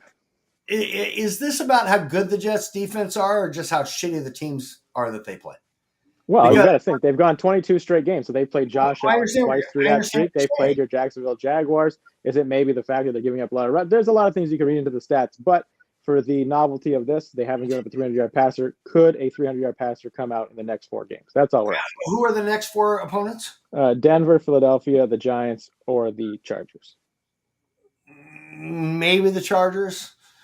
Philadelphia might run against them that many yards. Maybe the Chargers. The other 2, no. But they're not. That's not.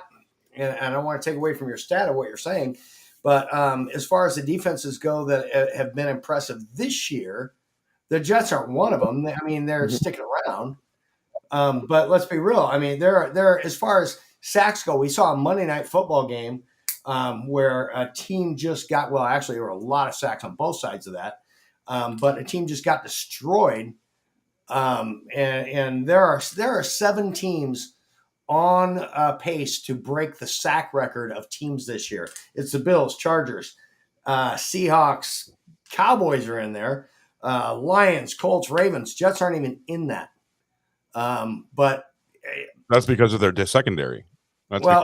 Okay, all right, but I'm just saying it's as far as a complete team. Number one, they lost their franchise quarterback that they just picked up. They're still the Jets. I hate the Jets. You shouldn't have asked me this question. All right, so we clearly know where you're going with this because you hate the Jets so much you don't care about the stat at all. But AC, interesting point you mentioned. Is this no 300-yard passer? Is that attributed to the D line, the secondary, or is it just the whole defense working in tandem? 1,000% the secondary. I mean, they have grown ass men on the bottom, the guys with their hand in the dirt. Those are the guys that make it happen, but they're not stellar. The stellar part is their secondary. If you're holding multiple quarterbacks, Tua twice a year, Josh Allen twice a year, down to under 300 yards, but still somehow last year lost a bunch of games, it's weird how you can have that kind of stat. So they do kind of surprise you in that kind of way. Sorry, I was reading something. But the Jets have an amazing secondary, and I would hate to go against them twice a year, which I do. And Brandon, just to wrap up this stat real quickly, obviously as a Jets defense, if you're aware of the stat or not, do you think they take pride in the fact that they haven't given up a 300-yard passer in 22 straight games, or the fact that they're not winning football games is of most importance?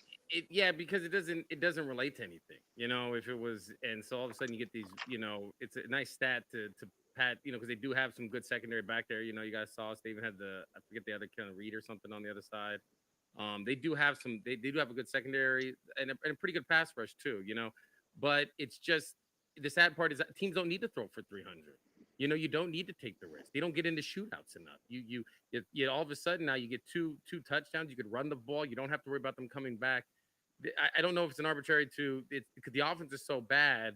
You don't ever have to get into a shootout. They don't have to play like that. You can still beat them, throwing for 250 and rushing the ball and just keeping it and keeping that defense on the field. And so I'd have to see if they can they never blow anybody out. It would be different if they were winning games like 30-10 and then they kept people from scoring, but they're losing games, not going through. It tells me it doesn't equate to win. It's just teams don't have to do it to beat you. They play probably more conservative because they know your offense is garbage and you're not gonna ever challenge them to have to throw. And to your point, I think the most important thing to do is start out the gate fast. So, like you said, let's get 2 touchdowns on the board and then play defensive ball, run it, and then we own the clock. But if we start off, 14, if you're the other team and you're down 14 in the first quarter, you're changing the way you play football. Like we're not doing those draw plays anymore. The last couple teams that have played and probably don't even have to throw it in the fourth quarter. Because you're never getting challenged. Right. The Cowboys when they played them didn't have to throw. When they what was the other team that played? Yeah, but again, 22 straight games, that's a full season and 4 games. But yeah, we kind of see where this is going. The funny thing in this one, Mahomes started off the game in the first quarter, 104 yards passing. He only finished with 99 yards after that first quarter. Not to cut anybody off, but of course we're moving right along. So maybe a stat that's more important, we'll dive into that. But 35, and of course, if you watched any NFL over the last couple of days, you saw this number 35, of course, is the worst loss ever suffered by Bill Belichick in his 29-year coaching career. In regular and postseason, this man holds a record of 329 and 168, 497 total games, and 35 points is the most he has ever lost by. Before that, however, Bill Belichick's worst loss came in week 1 of 2003 when his New England Patriots at the time lost 31-0 to the Buffalo Bills. And now the interesting point about this game is this was the Lawyer Malloy revenge game. Lawyer Malloy was a Patriot for 7 years. He was coming off back-to-back Pro Bowl seasons. He was released by the Patriots, I think, after training camp in 2003. He signed with Buffalo, and in a week he started for Buffalo, and they whomped the Patriots 31-0. However, in 2023, the New England Patriots would go on to beat the Buffalo Bills in Week 17 by that same score of 31-0. So the good news for my Cowboys is they will not see the New England Patriots another time this season, unless it happens to be the Super Bowl, in which case I would be very happy if the Cowboys make the Super Bowl. But if Bill exacts revenge and beats us 38-3 in the Super Bowl, that will be devastating. However, we will move on from Bill Belichick because we will bring him up again in a little bit.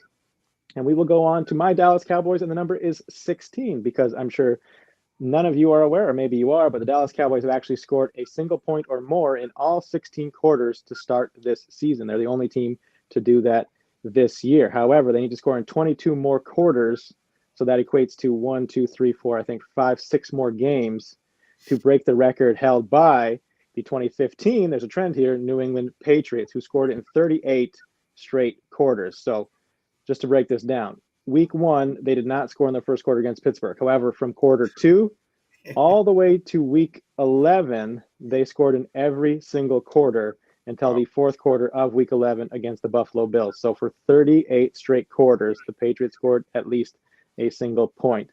Now, my little caveat on all of this, the Patriots are that season 10-0. Their first loss was 30-24 in Denver in overtime. I was at that game. The Patriots lost. I watched that one. But again, impressive or not, we will see if the Dallas Cowboys can continue their streak of scoring in every single quarter. They have San Francisco, then they have the Chargers, the Bye, the Rams, the Bears, the Giants, and Carolina. So they would have to score against San Francisco in all 4 quarters, the Chargers in all 4 quarters, the Rams, the Eagles, the Giants, and then I believe scoring at least the first 2 quarters against Carolina to tie the streak. So we will keep an eye out on that. The record will be broken 3rd quarter against Carolina if they score in all quarters leading up to that. Likely or unlikely, not sure. But the team that they are facing this week, the San Francisco 49ers, number 13, comes up because Christian McCaffrey set a new 49ers record with his 13th straight game scoring a touchdown. He beat another legend that we're bringing up on today's show, Jerry Rice, who had a 12-game streak set in 1987. The last time he did not score a touchdown was week 12 of last season against the Saints, a game that they actually won 13-0. He has 3 games where he has had 1 receiving touchdown with no rushing touchdowns in this streak. He has scored 17 total touchdowns in this 13-game streak. The most touchdowns he has scored actually occurred last week when he scored 4 touchdowns in that 35-16 win versus Arizona. And is the second time during this streak that he has scored a rushing and receiving touchdown in the same game. This streak includes the playoffs last year, all 3 games. He has played 18 total games for the 49ers, and only 3 of them has he not scored a touchdown. And other than that, he has been a part of the 49ers for 16 wins and 2 losses. The only 2 times he has been part of the 49ers when they lost were against the Super Bowl champion and the NFC East the NFC champion a year ago. They lost to Kansas City in week 7, and of course the Eagles in that conference championship game. The record for most touchdowns consecutively is held by 2 men. LaDainian Tomlinson accomplished the feat of 18 straight games when he played for San Diego between 2004 and 2005. And Lenny Moore of the Baltimore Colts did the same thing from 1963 to 1965. So we bring up the name Lenny Colts. For San Francisco, 18 straight games would be week 10 for Christian McCaffrey if he were to tie the record. And of course, Dave, I don't know if you're laughing because that is against your Jacksonville Jaguars in week 10. No, Dan Rod, I am laughing because you are a computer when it comes to stats, dude. You just rambled for a minute. I'd be looking at a computer. That's where I'm like, dude, you're awesome. You're awesome. So yes, if he ties the record against your Jacksonville Jaguars, and then at home, so it'd be a fitting record, I guess, if he were to break the all-time record for 19 straight weeks, that would be symmetry on the 19th of November against the Tampa Bay Buccaneers. So he has Dallas coming up in week 5, Minnesota in week 7, and Jacksonville in week 10. Why that's important is because 3 of our hometown teams are all part of this streak. So 14 straight would be my Cowboys, 16 straight in 2 weeks would be your Vikings, Brandon, and week 18 or 18 straight weeks would be your Jaguars, Dave. So do any of us stop this streak? Nah. You just conduct us right to the question. What was the question? There it is. It's the crescendo. Well, I'll just start simply. So 13 straight weeks, he breaks the 49ers record. Dave, does he continue the streak? Does he get 14 straight weeks against my Cowboys this Sunday night? No. No, because you want to suffer. The exact what's the record? Did you say 18 straight weeks scoring a touchdown? So he needs 5 more weeks.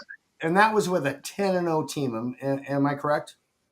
Which one? That was the Patriots, and they ended up going 10-0 to go. Well, no, that was different. LaDainian Tomlinson between 2004 and 2005 with the San Diego Chargers at the time scored in 18 straight games. It's still not happening. No, they do not continue that streak. I don't know, Brandon. What do you think? I think what of a streak? Probably not. I don't trust anything the boys do. So something bad's gonna happen. It's just too. I just can't see it happening.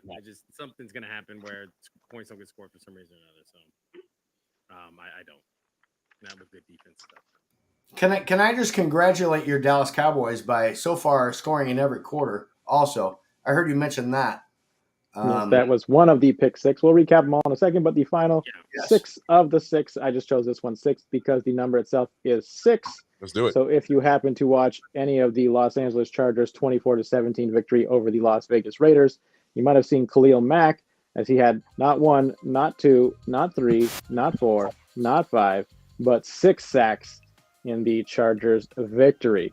He was 1 sack shy of tying the all-time record of 7, of course, held by the late, great Derek Thomas, the Hall of Famer Derek Thomas, who recorded 7 sacks in a game. That is the NFL record. And along with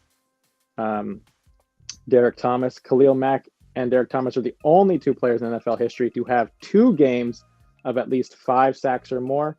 And Derek Thomas, Khalil Mack are 2 of 5 players all time to have a game of at least 6 sacks or more. Derek Thomas has a 6-sack game and a 7-sack game. Khalil Mack, a 5-sack game and a 7-sack game. If you're a fan of Fred Dean, Adrian Claiborne, or Osi Umenyiora, then congratulations. All 3 of those great athletes had at least 1 game of 6 sacks. What's the most sacks in a season, Dan Rowe? Was it 21? I think it's Michael Strahan has the most sacks in a season. Is that 21.5 or 22.5? If you remember, it was a Brett Favre dive that got him that sack. Yep. Right. That actually might be beat this year. That is a possibility. And they're on pace for 6 sacks. The funny thing for Khalil Mack is 6 sacks. He had 0 sacks for the first 3 weeks of the season. Right. So his 6 sacks are his season total of 6 as well. So just to recap, pick 6 in no particular order. 35, the largest deficit in Bill Belichick's coaching history. 13 straight games, Christian McCaffrey has scored a touchdown. 16 straight quarters, the Dallas Cowboys have scored at least a single point. 22 straight games, the New York Jets defense has not allowed a 300-yard passer. Patrick Mahomes became the fastest to 200 career touchdown passes. He did that in 84 games. And Khalil Mack on this pick 6 had 6 sacks, not picks, against the Las Vegas Raiders. 6 sacks. That is amazing. They're on pace for 78 sacks apiece. This is going to be a historic season. The Raiders every week. He had no sacks before that. He's almost retired until he woke up against the Raiders just because he loved playing the Raiders. Come down to the Dolphins. We got some sacks for you. We have some turnstiles that you can just jump over. It'd be great. So as much as you live in paradise, Brandon, and you live in Las Vegas, AC, we are talking Khalil Mack against the Las Vegas Raiders, which maybe transitions us perfectly into the Flaming Hot segment, which are coaches that could be on the hot seat. So I think the first one we might have to bring up is that coach coaching in Las Vegas. He had a great view of Khalil Mack sacking his quarterback 6 times. That is, of course, Josh McDaniels. How hot is the seat of Josh McDaniels? I'll go around the board from left to right clockwise as I see him. AC. How hot is that seat for Josh McDaniels? The hottest. It can't get any hotter. In fact, there was, I had a video of that too I wanted to post, which is a TikTok of Mark Davis sitting in kind of outside with everyone, and one of the guys like in the 400 section was like, "Fire Josh McDaniels, fire!" And Mark got all up in arms. He's like, "Get smart," like saying like, so we're not smart for questioning the fact that we're that the team is doing really poorly. There's clearly a leadership problem, and no one likes Josh McDaniels. Let's be clear: he's 18-31 in the league. It's not like he's setting the world on fire and has a bad attitude. You're not Bill Belichick. So we'll deal with you if you're a good leader of men. You can develop talent. You can see diamonds in the rough. But as soon as you start having that attitude and then losing the locker room, and whatever happened with Chandler Jones and what's going on with Devontae and trading Derek Carr, and I know he wasn't a part of the Khalil Mack thing, but it's all relevant to this weird window of the Raiders that we're living in. They have a gorgeous stadium, and they're all set up to I said this on Reddit last night, actually. They're all set up to win. This team is bereft of championship. This city is bereft of championships, and they want them. They're willing to pay top dollar. He's not the richest coach in the NFL, but this is the hottest that Josh McDaniels' seat has ever been. If he loses one more game, I think maybe week 6, week 7, if it goes into the slide that I think is going to happen, he has to start thinking about it. But Brandon brought up a good thing the other day. Then you have to pay Gruden because he's still on the payroll. And now you have to pay Josh McDaniels and a new coach. So he doesn't. This isn't Mark David Tepper. The story of how the Davises even got this team is ridiculous to begin with. But they're just not a rich kind of family like that where they can just pay guys to just sit at home and watch, and then literally go get analyst jobs telling your team sucks, right? And so as much as he may be playing against it, to fire him after 2 years, I think it was a 4 to 5 year contract. You gave Gruden a 10-year contract. There were still 3 years remaining on that of this year. So I think we did 6 and stuff. So, and then pay another guy a 4-year contract to come in. That's just a lot of dead money. I think he makes him kind of least. Now, next year when he goes into his 3rd year and he has 1 more year left, yeah, I can see him firing after next year. But I don't, short of him just doing something crazy and just, sending emails out of racist and homophobic, I just don't see him. And even Davis didn't want to fire him then. Can I say something real quick? Dave said something earlier about Goodell being the best commissioner of all time. You want to ask John Gruden if he's the best commissioner? No, I don't. I don't. It looks like is it Tim Skinny Hoskins there at the bottom left the comment, fire him and his attitude? Is that what we have there, AC? Someone leaving a comment. Thank you so much. We appreciate it. Yeah. I do want to say hi to Skinny. Skinny's my brother, now living in Green Bay Packers country, by the way. No. That's where he's living right now, and congrats to that Which brother. Which could explain his next comment there. Yep, there you go. He was in Jacksonville Jaguars for a while, but I was going to say we need to come up with a scale of from least hot to most hot, whether it's sparking 2 rocks together versus a Cheetos Flamin' Hot or something. How we decide our scale in versus flaming embers. Yoga flame, yoga fire. Okay. But Dave, how hot is that hot seat for Josh McDaniel? We're only in week 5, guys. I get what you're saying, but you guys just pointed out who do you want to pay? You're going to pay the last coach and this coach and the next coach? It's not happening within the next month. It's not maybe by the end of the year, but by week 5, it's nothing's hot yet. There are no seats that are hot yet. I mean, don't get me wrong. I got a coach on the hot seat though. And I do got one. The most hot, maybe. Go on. Yeah. Okay. I think Zach Taylor needs to be scared. Okay. You know what? Not long of it. Mike Brown is cheap, and he spent a lot of money he rarely spends on this team that he never done before. So now when he has the highest paid quarterback, he's gonna have to drop money Jamar Chase. And he's gonna have to spend some money on the defense as well too, and some other guys. And for them to be this bad, even knowing the injury, I think he, just because he made the Super Bowl don't mean nothing. A lot of coaches get fired after that. And so I'm going to expect if they don't turn things around, if they have a lackluster season, then 8-9, they missed the playoffs just barely. That I'll give you. And I don't know whether you said that because he's a Nebraska boy or why, but always against you. Expectation and it always. You're right. That I'll give you. Flying at a level now that Bengals have never been before, where they're not expected to win a playoff game. They're not barely expected to win the division. They're expected to get to the Super Bowl, and they didn't trade Higgins because they didn't want to give up that wide receiver. Because normally you would trade T. Higgins because you're not going to be able to sign him. So you would get up some picks and stuff of that nature. They kept them to try to make this year work and have the offense to humming. It's looked horrible. They're behind, and now you're going to lose Higgins for nothing and not go anywhere. It could be it could be pretty bad, and they're going to bring in a coach that will get these guys in order. And who knows what that might be. They were supposed to be next in line for Super Bowl. Now they're next in line for first pick again. Yeah, I agree. Yeah, but okay. So when it comes to the Cincinnati Bengals, they're 2 years removed from a Super Bowl loss, a couple plays away, maybe an Aaron Donald hit away from winning that Super Bowl.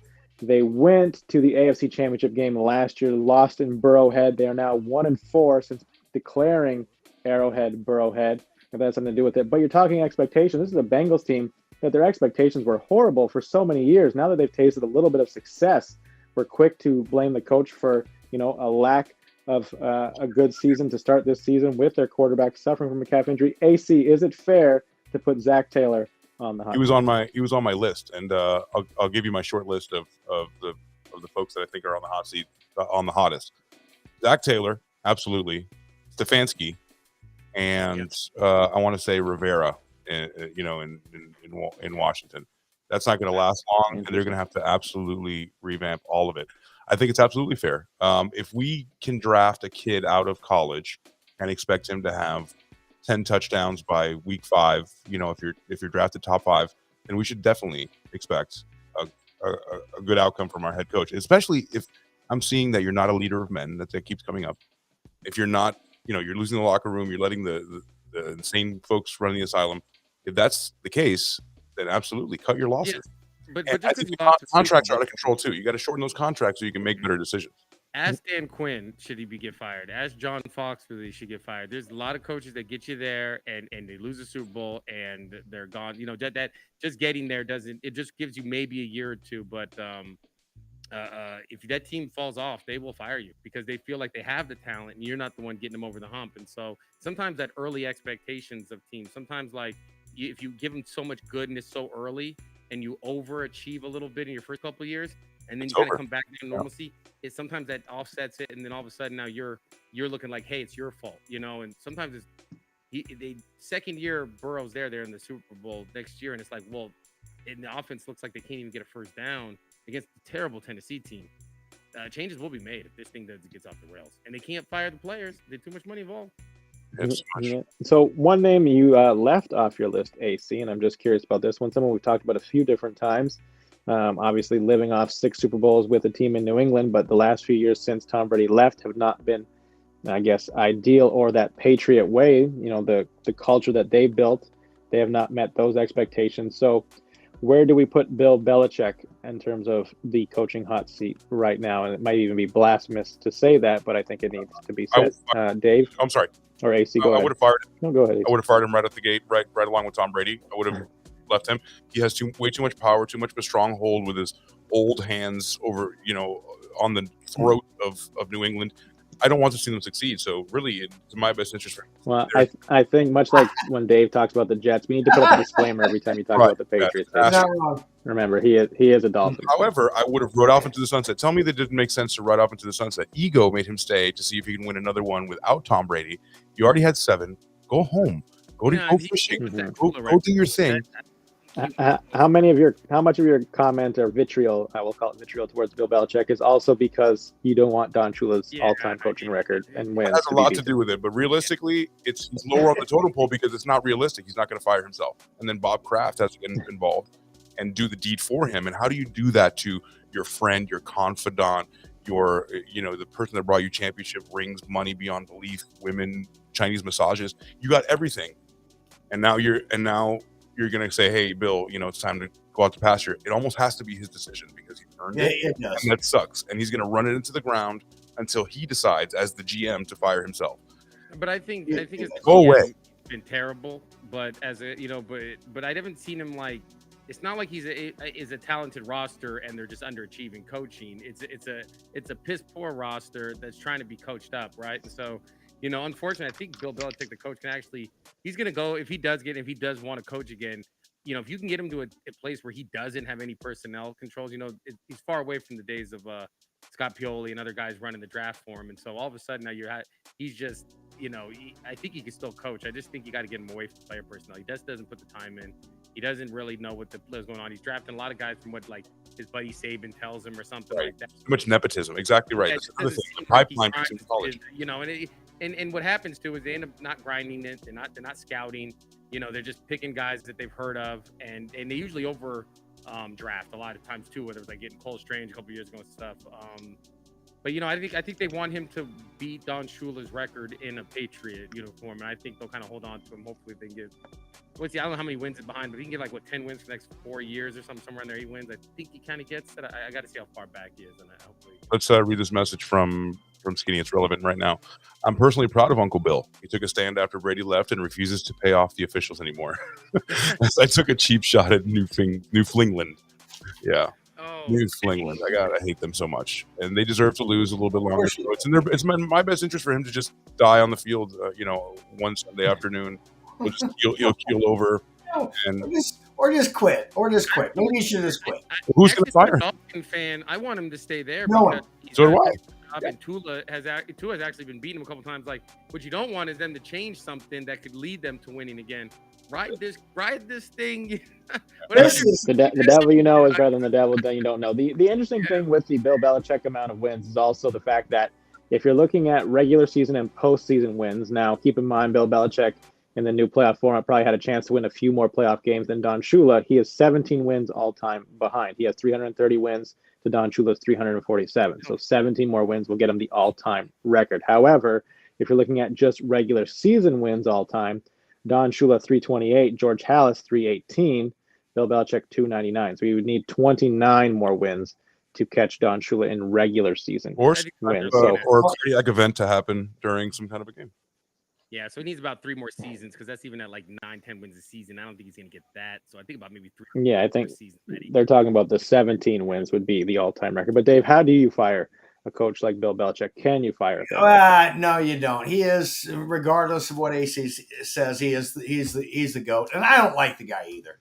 I really don't. I've hated him for a long time. I root against him every time he's on the field.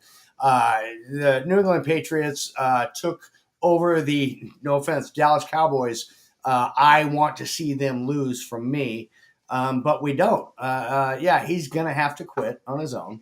There is no. But where we're at now is actually, and I don't know, I know we're up against the clock and all, but I know Fact or Fiction is coming up next. And where we're going with this conversation actually has to do with the only one Fact or Fiction question that I had coming up.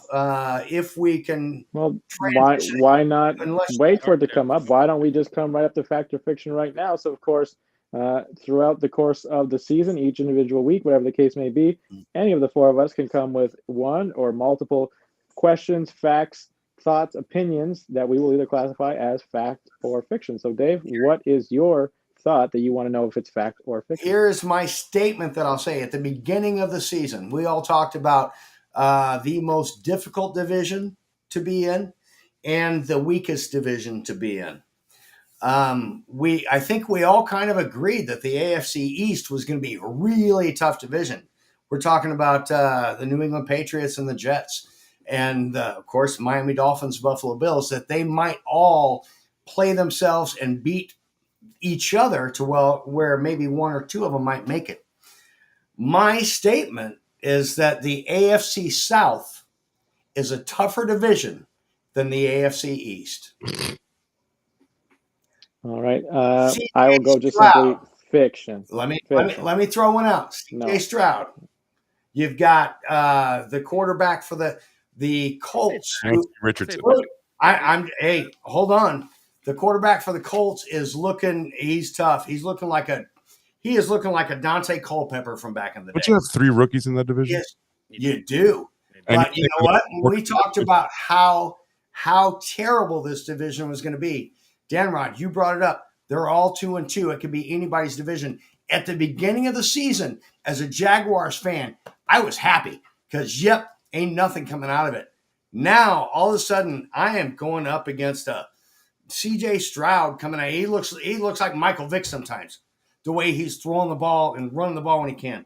And it looks like Dante Culpepper is throwing the ball and running the ball. And that dude is Superman, beating people up as a quarterback for the Colts. I'm telling you right now, the AFC South is tougher than all you guys thought it would be. Today, I'm kind of scared right now. 70 on the Denver. The Jets defense looks really dominant. We just lost to the Bills in a heck of a game, and you got 2 good teams in the AFC but they're not. The floor is not there.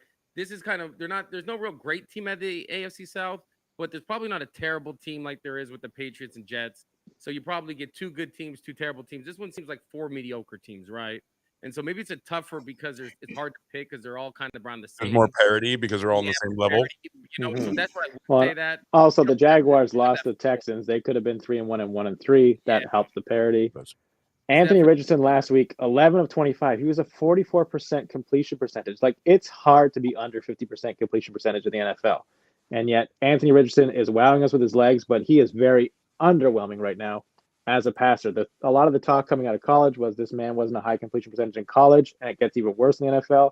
Until Anthony Richardson can prove he can beat people with his arm. Exactly.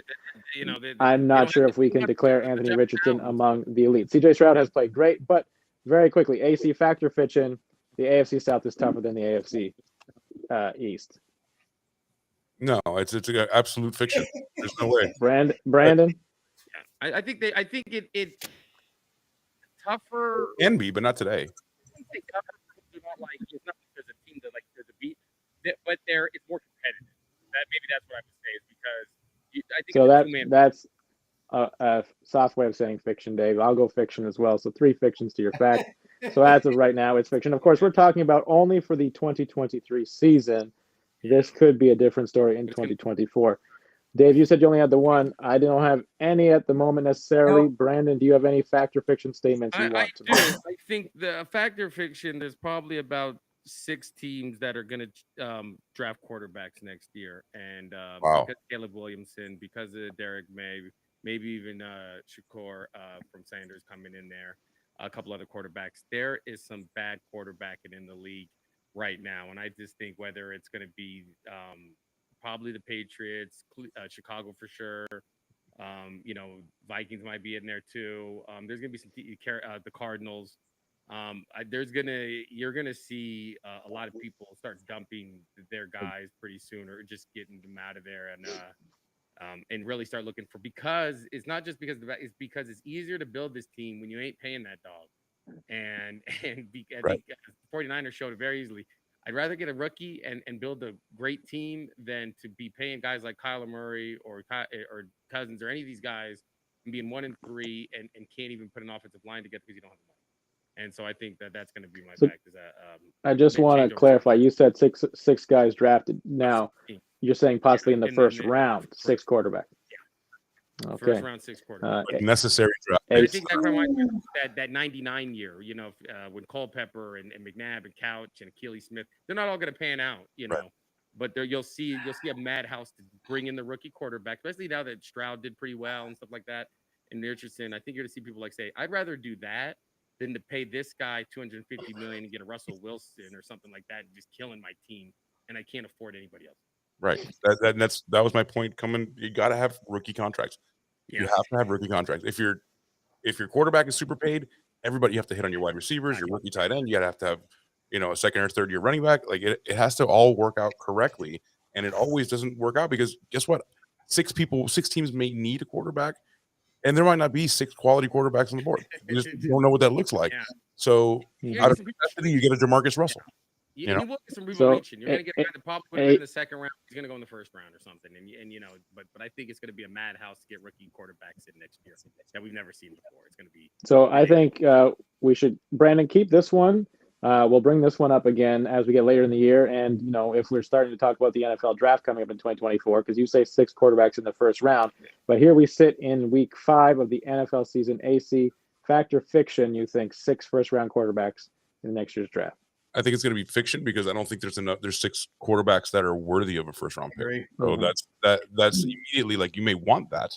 I may want to have a full basketball court in the back of my house. I just can't do that.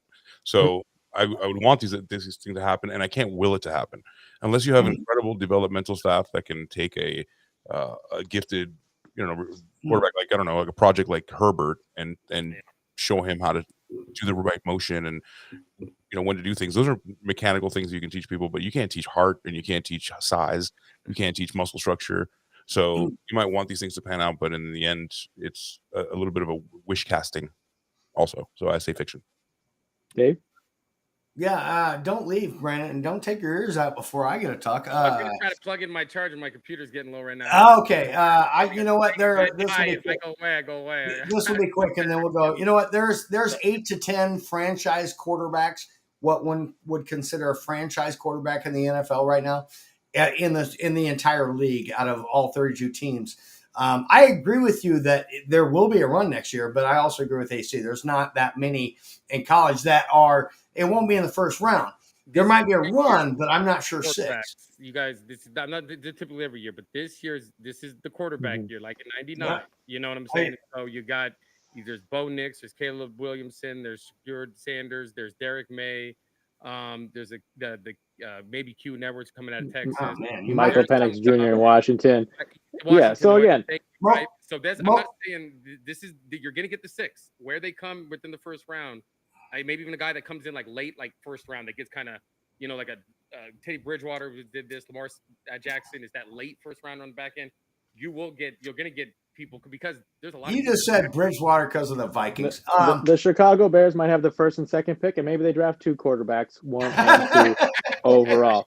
This is the beauty of fact or fiction. As of right now, I will just say fiction because I don't think there will be enough teams that want to reach for quarterbacks in the first round. They might find better value for quarterback in the second round or even the third round, a la Russell Wilson. Discounting the coming up to the, trading up to the first round too. So there could be a wild card dark horse trades up. But again, just like Dave's factor fiction with the AFC South was the AFC East, that's something we can revisit before this year ends. And Brandon, that's a perfect one that we can hold on to throughout this season, and especially heading into the offseason when a lot of the chatter will become NFL draft talk. So make sure you write that one down and make sure we bring it back up in fact or fiction in the future. Other than that, AC, any fact or fictions you want to bring up, or should we head on to some catastrophic injuries that we saw in the NFL this year? I do have a quick one, and we don't have to be long-winded about this, but I just want to pose to you all a simple question. Is Joe Burrow going to regain Joe Burrow status anytime throughout the season, or is this just going to be a down year where we just say, that 2023 season for Joe Cool just wasn't up to par for whatever reason? Or will he be back like week 6 through 8 and we start seeing flashes of the old one? Or is this just a throwaway year? It's a down year. Yeah. That's my opinion. It's a down year. Cincinnati, I love Tigers and all, and, they're cats. So, of course, Jaguars are going to love. I love the Lions and Tigers and Bears. Oh, my. No, this is a down year for him. I'm not saying he's not a good quarterback, but the team in general is going to be a lower echelon team. They've proven it already. They're going to continue it. In terms of deserving a first round, it'd be hard pressed to say 3, maybe 4, says Skinny. Yeah. Did we lose Brandon, or Brandon still there? Just lost the video. I think he's charging his. He's there. All right. Brandon, just very quickly, fact or fiction, is this the Joe Burrow we can expect for the rest of the season? That would be fact, the down year, or fiction? Do you think Joe Burrow will turn it around coming up? Hold that thought. He's probably coming back. I'll let him in as soon as he gets back in. Yeah, no worries. So just very quickly for me, I think this is a good way actually to transition into some catastrophic injuries. As much as he's not dealing with a catastrophic injury in terms of duration or how much time he will miss, if any, I think it is a catastrophic injury in the sense that Joe Burrow's calf injury was talked about in the preseason. He re-aggravated it a couple weeks ago. He's still dealing with it. I don't know if that has lingering effects. Without diving too much into the stats, Joe Burrow is one of the least efficient passers right now in downfield passing. A lot of his passing game is predicated on 10 air yards or less. They're trying to get the ball out of hands quickly because they are trying to keep him protected, even though they cannot protect him. And this is not allowing Joe Burrow to be the Joe Burrow he needs to be. So in terms of, is this a down year for Joe Burrow? I will say fact, but with the caveat that this calf injury is partly to blame. It is not just a drop in play, maybe like we saw from Russell Wilson a year ago. Brandon is back. So very quickly, Brandon, fact or fiction, is this the Joe Burrow we can expect, what we've seen through the first 4 weeks? Did you hear the question? Oh, we can't hear you. Just make sure your mic is connected. Good time to remind everybody that with any technology, there are always technical difficulties. But again, we are happy to be live on Twitch, YouTube, and X. And as some people have done, and we appreciate it, leave a comment whenever possible. We will try to get to those or answer some of those. Sometimes if you leave a comment and we can read it later on, we'll try and answer it on the next show. But we always appreciate people listening in, giving us your feedback, because that's what makes us better. Absolutely. And don't forget to, even if we're not live, you can do it live, and we'll obviously show your comment live, react to it. If it comes out throughout the week and you think of something that you want to tell us or a question, just DM us at one of those places and we'll be sure to answer. What was the question again? So I'm sorry, go ahead, Dan. Well, it was AC's question, but his fact or fiction. So Joe Burrow obviously not having a good start to the season. Do you think that the Joe Burrow we've seen through the first 4 weeks is the Joe Burrow we will continue to see throughout the rest of the season? Or do you think we will see Joe Burrow sort of turn it around? Just for example, he is only completing passes at a 57% rate. He has 2 touchdowns and 2 interceptions, a 69.1 QBR through 4 games. I think it's so bad that if he does, they'll just shut him down.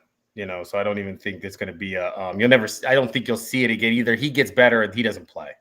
And so what I'm starting to think is that they're going to shut him down, and they're gonna. I think he gets one more bad game to play. Good news is he's playing Arizona this game, so it's definitely a good right game against that defense. But if he looks bad against them and Tennessee, I think you shut him down, maybe even for like 6-7 weeks, and we'll see how it goes. Just let him get healthy. Just let him get better. Yeah. Whatever's going on, just let him heal up. Maybe his mind's wrong, And the question is, maybe you sit him down now, 2 weeks, as much as you want to win these games against Arizona and Tennessee, but can you rest Joe Burrow plus the bye week coming up after that, and he will get healthy? The beauty of fact or fiction, these are things we can bring up throughout the season. We can revisit them, and they might linger throughout the entire NFL season, much like the next thing we will talk about, of course, with Joe Burrow and that calf, are injuries, more specifically catastrophic injuries, maybe some of the more poignant injuries that might linger throughout the entire NFL season, or injuries that happened over the last week that could have lasting impact for any of the 32 franchises. So, AC, do you have the list of catastrophic or at least injuries that we'll be looking at today? Yeah, absolutely. We just have to start with the fact that Tre'Davious White had a pretty bad injury. It was non-contact. However, the crazy part was that the entire team kind of came all around him, like to kind of hear where I'm showing the tweet here, and everybody came around him like he just did something like where he had rooster foot, where everything, his foot was kind of the other way, like Dak Prescott's leg when he slammed it down, and he was like clearly a noodle. Usually when that happens and they start praying so quickly, it's because it's catastrophic, and it's I named this segment because it's a little bit catchier, because we've seen the catastrophic ones like Nick Chubb's, but this is the one that hit home this week, only because obviously I was eyes on this game. But the way they did it, it was a non-contact one, and it didn't seem as bad. But it was a torn Achilles, so it wasn't even like a foot turnaround or something. It was just So that it usually just a pop on the thing. So I think just because he knew it was a torn Achilles and they knew that season was done, I think that's what it more. I don't know if it was something gross. I just think it was something. It felt like it was gross. They like it was gross. But, I think for Tre'Davious White, I think the reason they rallied around him is because they knew instantly he was not going to be able to play the rest of the season. And this was a man that was coming off, I think it was an ACL injury, and he had missed a year and a half rehabbing and getting back. If you remember, he only came back late last year, and he was just starting to become the player he was before that other injury. So I think it was catastrophic in a sense that this is a big loss for the Bills. This is a man in that locker room that is highly respected, highly valued. And the fact that they knew, one of their brothers was going through something, and he knew right away. You could see the way he threw his helmet and visibly how upset he got, that he knew this was not a good thing and that he was going to be gone. And of course, we heard the news: Achilles tear, done for the rest of the season. And just like Nick Chubb, it was catastrophic because it was the same ACL, PCL from his same knee. So when he was hit the other day by Minka Fitzpatrick, that was catastrophic in visual nature, but it was also catastrophic in the fact that may be a career ending. We don't say that a whole lot, but it could be career ending. Mm-hmm. How many times are you going to rehab the same knee? Are you going to be the same person? You need explosion. Your shelf life you've already exceeded your shelf life as a running back. So sorry, very quickly, fact or fiction, other than catastrophic injuries, the other name you were throwing around was boo-boos and boo-hoos. I'm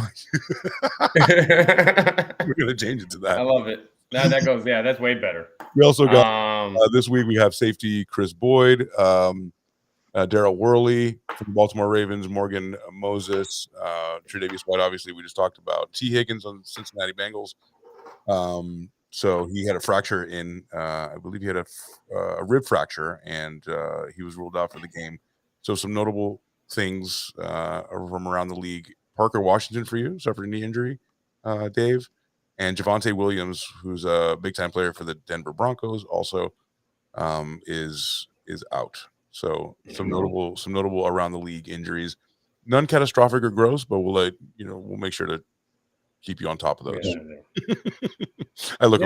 Here's what I know: Aaron Rodgers is not coming back, and I'm happy about that. And skinny said,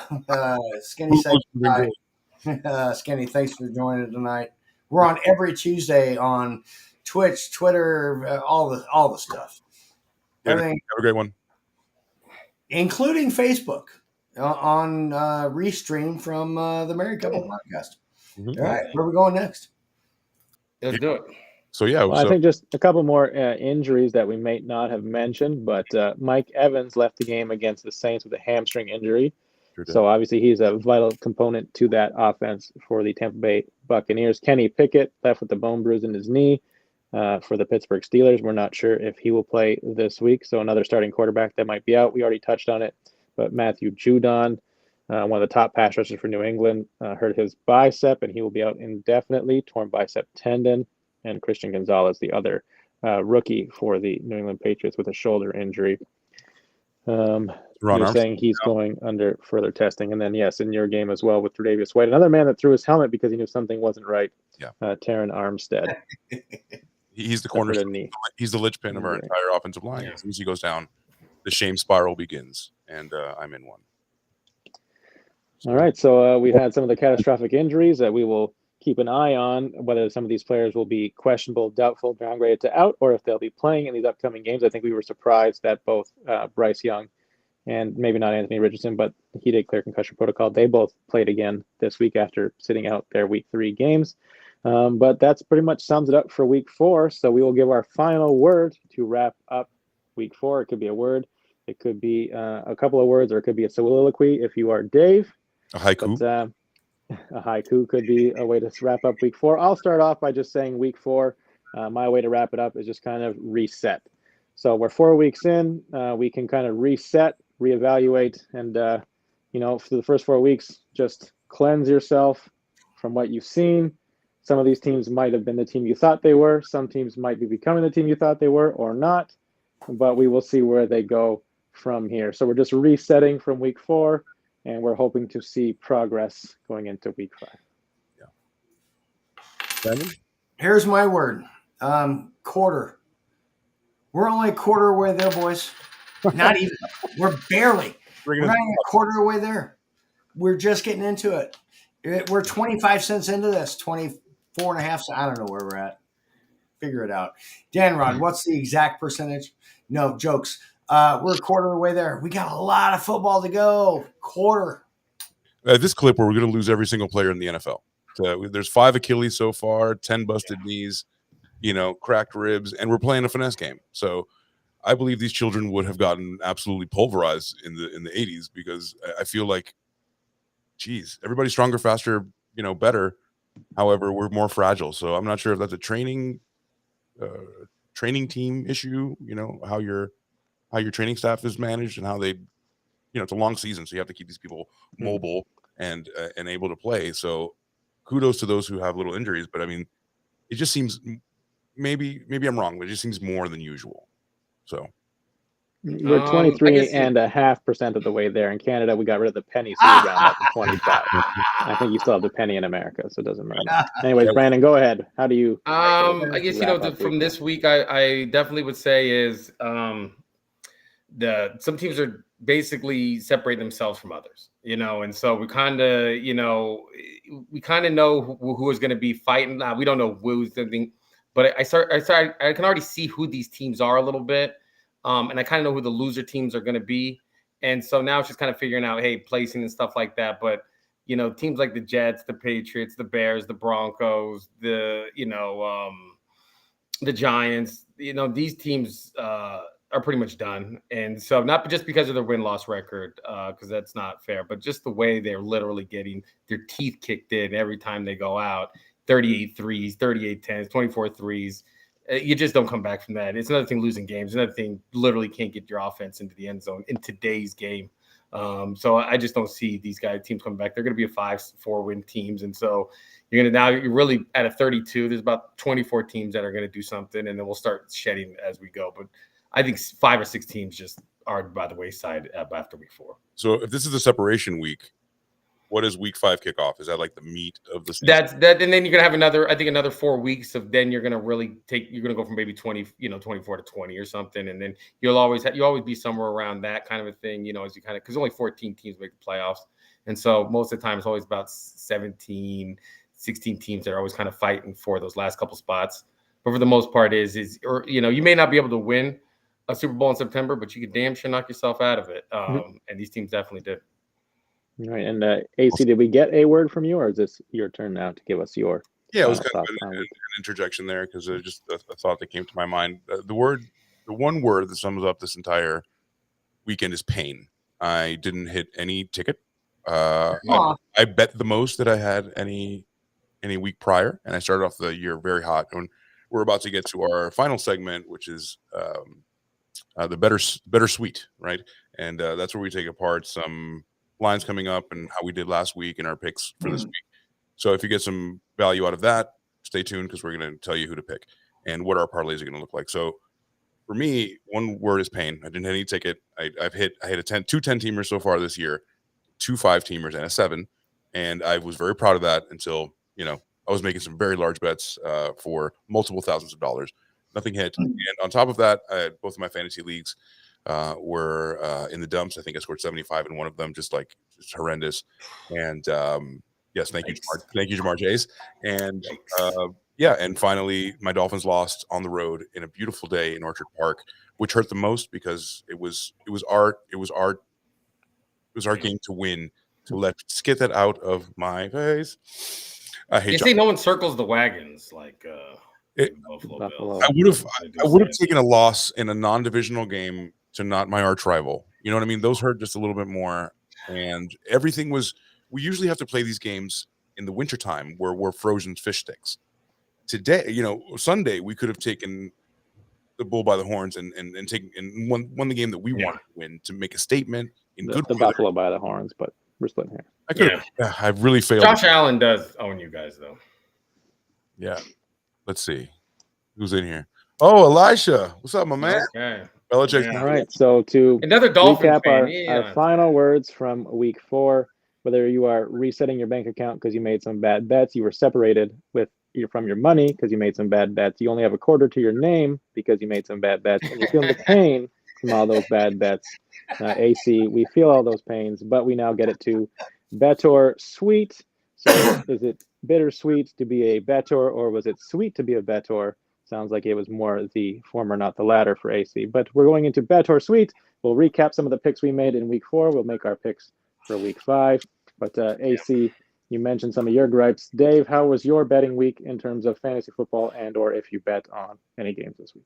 Well, fantasy, we won. Our actual teams won. And when I say we, I mean me and my wife. Tampa Bay Buccaneers won. Jacksonville Jaguars won. And both our fantasy teams finally won.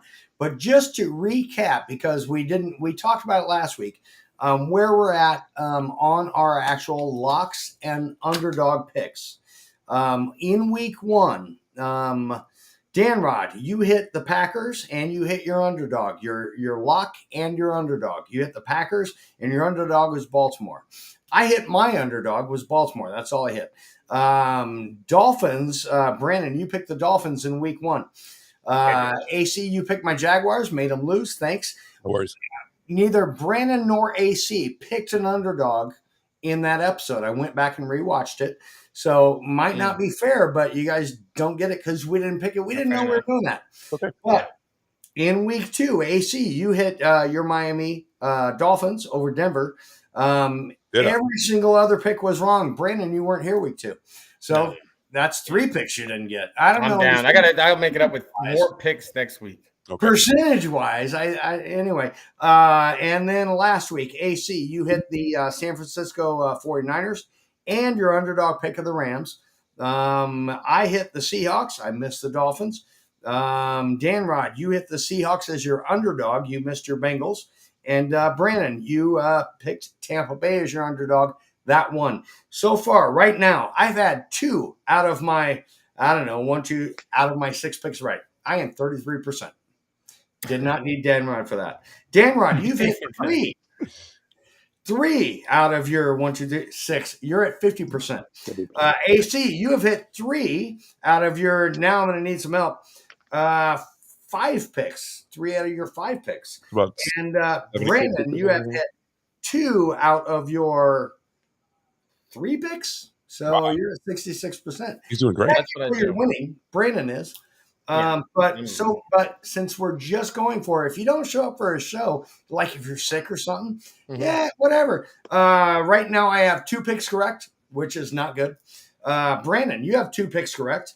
Less picks, but and Dan Rod and AC are leading with 3 picks correct each. That's where we're at right now and into week 4. You know, All just right, tells so you to follow just me down the rabbit hole.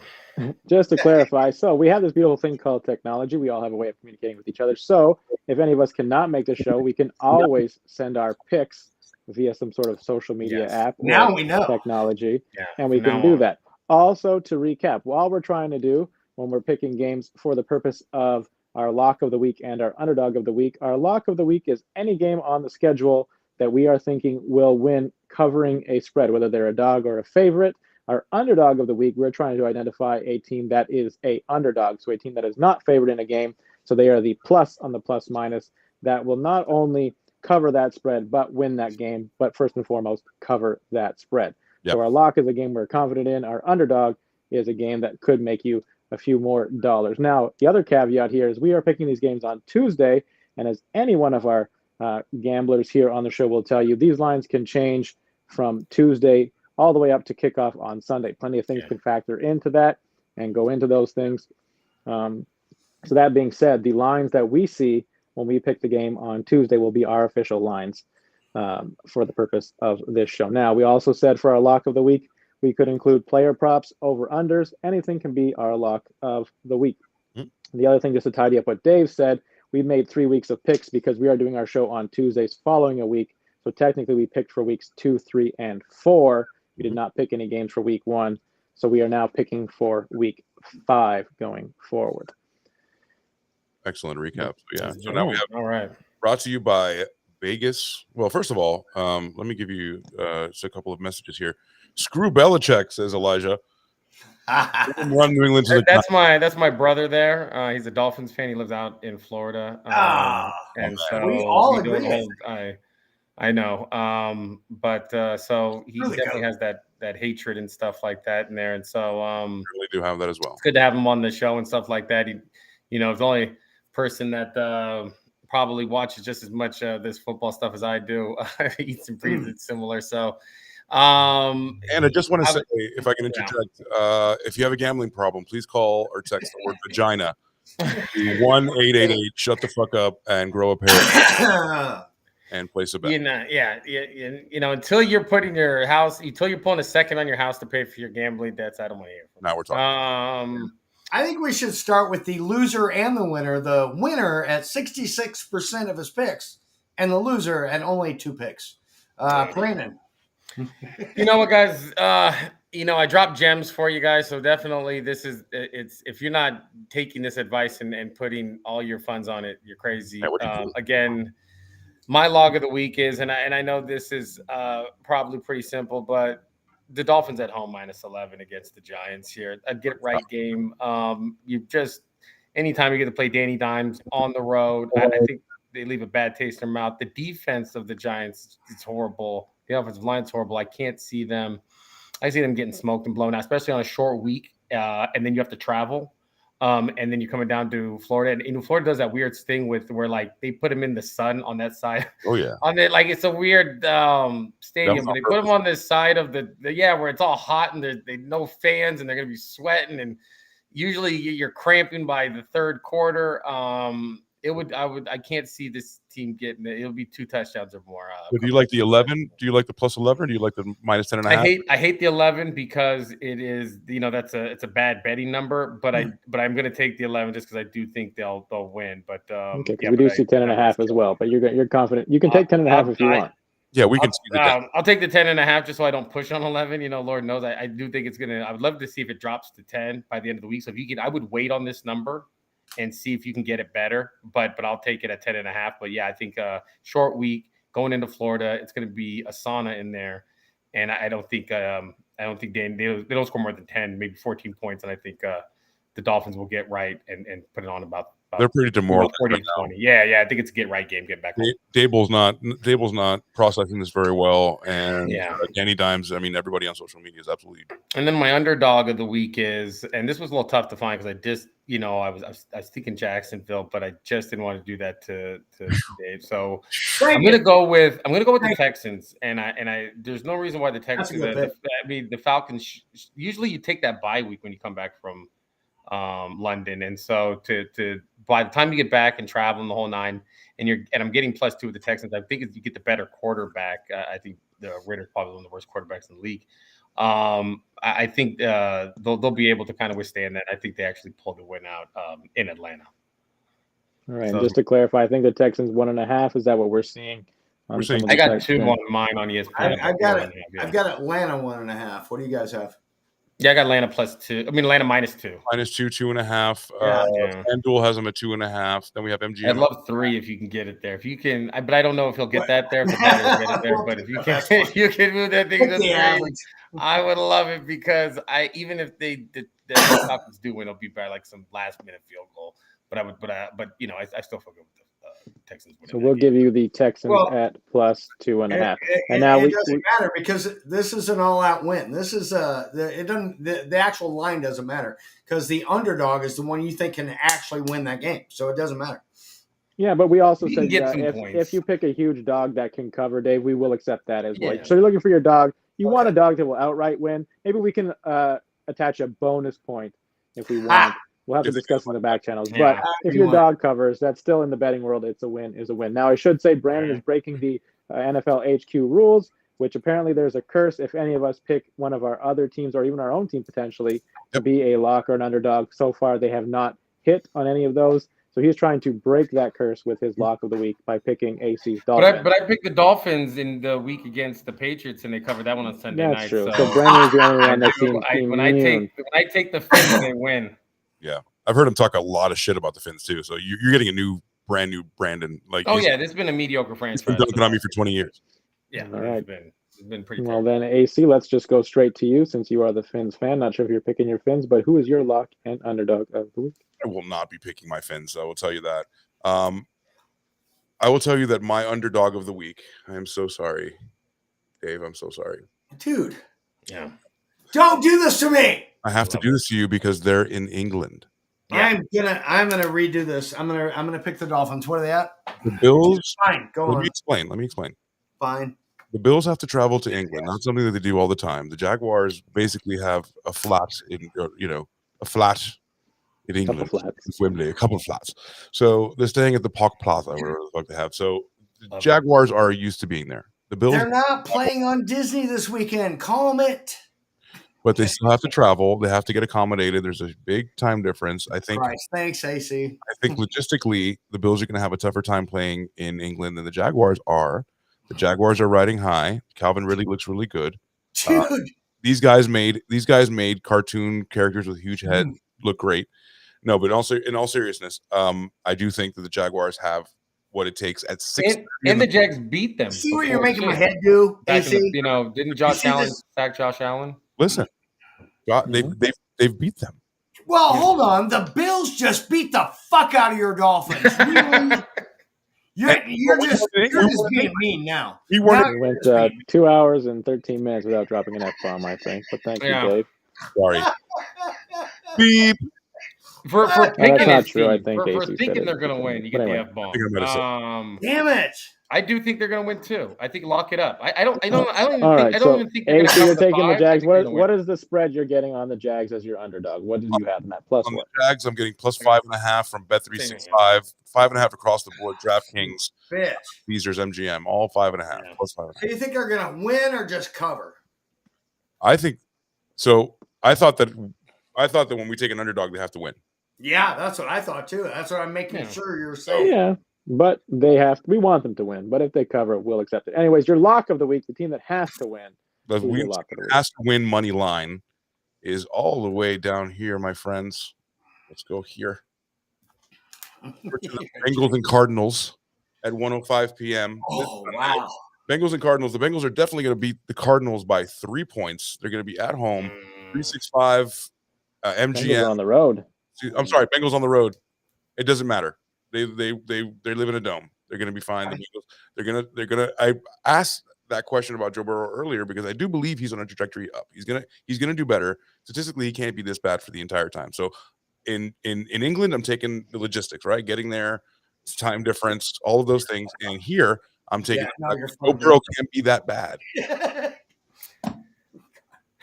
All right, so Bengals -3 at Arizona is what you are getting there. That is your lock of the week. Dave, we'll go to you.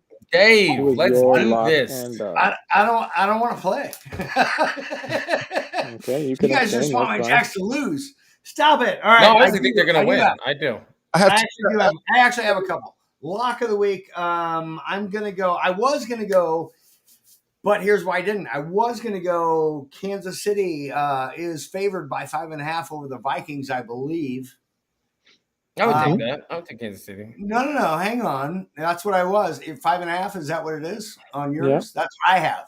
I think it'll go up. I think I'm going to find it here. But hold on. I'm not going to pick that because it's your Vikings. See what I'm doing, AC? Okay. I'm not picking it at all. I was going to go Kansas City. I'm not picking it at all because his Vikings are involved. No, you can take. Look, it's okay. We're going to lose either way. No, here's what I'm going to go. I'm going to make it worse. I'm going to go against both your teams. I am going to pick the Packers. They are favored by 1.5, I believe, over the Raiders. Oh, good pick. Let's check. Yeah, and I'm going to go Packers to, or is it? I think it's 1.5 to what I have. So I'm saying 2.5, but what do you have there on your board? I've got 1.5, but whatever you guys have, they're going to win by a touchdown. Where are the Packers Raiders? That's the Monday nighter, so probably the last one. Oh, yeah. Is it in Vegas for Monday Night Football? Packers. Oh, Packers going to beat the Raiders by a touchdown. Oh, this place is going to be a madhouse on Monday. Yeah, nice. Packers are going to beat the Raiders by touchdowns. We'll take it. I had 1.5. We'll go by 2. Negative. We'll go by 2 if you want, because 2 is the Raiders do play good on Monday nights, though. It doesn't matter. Okay, they're still the Raiders, and the Packers are going to win by a touchdown. All right, so 365. Packers are my lock. I got you, buddy. Hey, also, you guys should thank me for that because I locked the Packers. That means Raiders will probably win. Noted. It happens. And for my underdog, you guys might all be surprised by this, especially you, Dan Rod. My underdog, the Broncos are actually favored in a game. 2.5 MGM has them as the Jets. You heard it. I'll say it again. The Jets. I am picking. Dan Rod, you want to say it? What, the Jets? Jets? The Jets. I'm picking the Jets as my underdog. Love it. Also, because I hope they lose. But yes, Jets are my underdog. Lock it in. Packers and Jets. And so Packers what, and Jets. What line is are the Jets I'm getting? Picking the Jets to win. I'm going underdog is always going to be to win. I don't know why. Underdog is for all intents and purposes. We just want to know what is the line he's getting. In the 2.5. So 2.5. Yeah. 2.5. Broncos favored by 2.5. Very excited. Yeah. All right, so we'll get the Jets plus 2.5 at Denver. So I gotta keep an eye on that game. They're gonna win. Aaron Rodgers' former team, Aaron Rodgers' current team. Neither team will have Aaron Rodgers this also week. Brett Favre. The Packers and the Jets. All right. Well, I guess that leaves it down to me. I should probably make a couple picks in case some of my mind get taken. But at the same time, if we have the same pick, maybe that's better or worse. But for my lock of the week, I'm going to go into the AFC North, and I'm going to take Lamar Jackson and the 3-1 Ravens as a 3.5-point favorite on the road against Pittsburgh.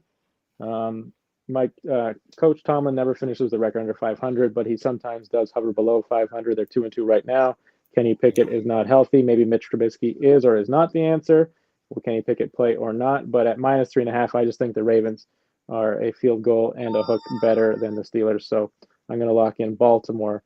Do you have minus 3.5 there as well? I do. At Pittsburgh. Bet 365 looks like 3.5, -4 on DraftKings. So we're pretty consistently across. Yeah. All right. So I will take the Baltimore Ravens. I did like the Texans. That was Brandon's underdog pick against the Falcons. I was going to take that one, but I did have one before I picked that one, which I'm more confident in. But this one I'm a little less confident in, but I'm going to go with this as my underdog pick. Saints. No, for whatever reason, the Tennessee Titans fascinate me, and I don't know why. I don't know if it's my love for Derrick Henry. Is it the 4 touchdowns Derrick Henry's thrown? the way he can throw the ball, jump pass across the body. He breaks out for these great runs. He runs so upright, but he runs so elegantly. I talked about Anthony Richardson and what he can't do as a passer. He's probably the second best runner on the field next to Derrick Henry this upcoming game. Tennessee is a 1-point dog on the road against the Colts. Oh, that's a pick 'em. So it's basically a pick 'em game. Is it pick 'em on your boards, or are they an underdog? Yeah, I will give it to you as an underdog, but that's threading the needle. I'm threading that needle.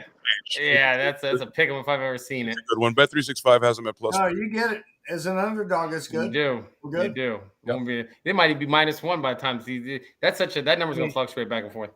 I mean, you're wrong. Colts are going to win that game, but okay. Well, so there you go. So I will take, like I said, I like the Texans, but to make it interesting, I will take Tennessee +1 at the Colts. Lock it in. I was going to take my Cowboys, but I don't want to sweat it out for two different reasons on Sunday night. You get to see it on Tuesday again. And also, gambling problem. Text the word vagina to 1-888. And grow up, bitch. Bit. I'm sorry, little bitch. Little bitch. All right, and just remember, if you cheer for the Browns, Chargers, Seahawks, and Buccaneers, not only are you all 500 or above, but you are the 4 teams on a bye week, the first 4 teams on a bye in week 5. So don't be surprised if your team is not playing this week. We kick off this week on Thursday night with the 0-4 Chicago Bears visiting the 2-2 Washington Commanders. So can one of the winless teams finally get a win? I only have the old helmet. Carolina that Panthers helmet's banned, sir. In 4. I only have the old states. one. Yeah. This is worth something now. Anyway, sorry.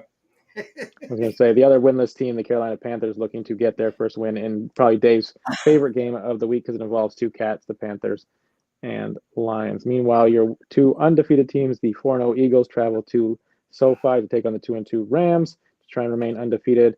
And then the Sunday nighter, so another game being played in the sunny state of California. The 49ers at home 4-0 taking on the 3-1 Cowboys to remain undefeated as well. Rumors do say that Taylor Swift will not be at this Sunday night football game. However, Brandon may be in Minnesota. Could she make an appearance for the 3rd straight week as the Kansas City Chiefs travel to Minnesota? Not in Minnesota. Nah, I should probably stay home with that one. Vikings. There's no celebrities going to Minnesota. There's no Ryan Reynolds. Tell me you got that. No. No. Nothing. Damn it. Are you talking about? What are you talking about? What I sent you in the background about Taylor Swift. Oh yeah, give me 1 sec. Yeah. All right. So just something I found about the picks of how teams are ranked. And here's one of them. The 20. That's one of them. And AC, he got this right. I mean, we're setting this up. I mean, yeah. All right. So, but one thing I found that came out on the rankings, when you go the ESPN rankings, like top teams, mid-tier teams, so on and so forth. But I sent something to AC, and I'm hoping he gets it. If not, we'll do it next week. And you tell me, AC, whether we got to do it next week. I could have sworn, put me on the spot like. Yeah, I know. He brought up T Swifty. What are you looking for? It's not my fault. He brought up T Swifty. Okay. You had started the damn show by this point. Yeah. It was like literally a half hour ago. All right, or we could be out. We'll do it next week. All right. Well, just like maybe a Taylor Swift song, we got a blank space on our screen as opposed to what we are actually looking for. Well, that's okay. We are always trying to be better the next time, and we hope to do that the next time. We'll be back next Tuesday to recap Week 5 and lead us into Week 6. He just doesn't want to see the T Swifty things. You can send it to me at any time, Dave. I'm sure I've seen it all, and I will continue to see it all. It does not matter. It's on the back channel. You'll see it. I know one thing in the NFL, Taylor Swift will always be undefeated in the world of the NFL for whatever that's worth. And the Jacksonville Jaguars are the best team in Andy's room. They sure are. Yeah. And they're going to win this week. Hey, book it. Dude. Lock it in. You guys. They will probably win by 2 touchdowns, and they're going to intercept Josh Are Allen. you trying to make it worse, Brandon? Well, Josh Allen sacked Josh Allen last time, remember? Oh, yeah. One way or another, Dave, Josh Allen's walking out of Tottenham Stadium with a victory. Allen on Allen. Josh Allen. Allen on Allen crime. Yes, it's going to be fun. All right, you sons of bitches. Hold on one second. Oh, am I holding on? Are we holding on? Did you find it? Let me show you something. All right, what?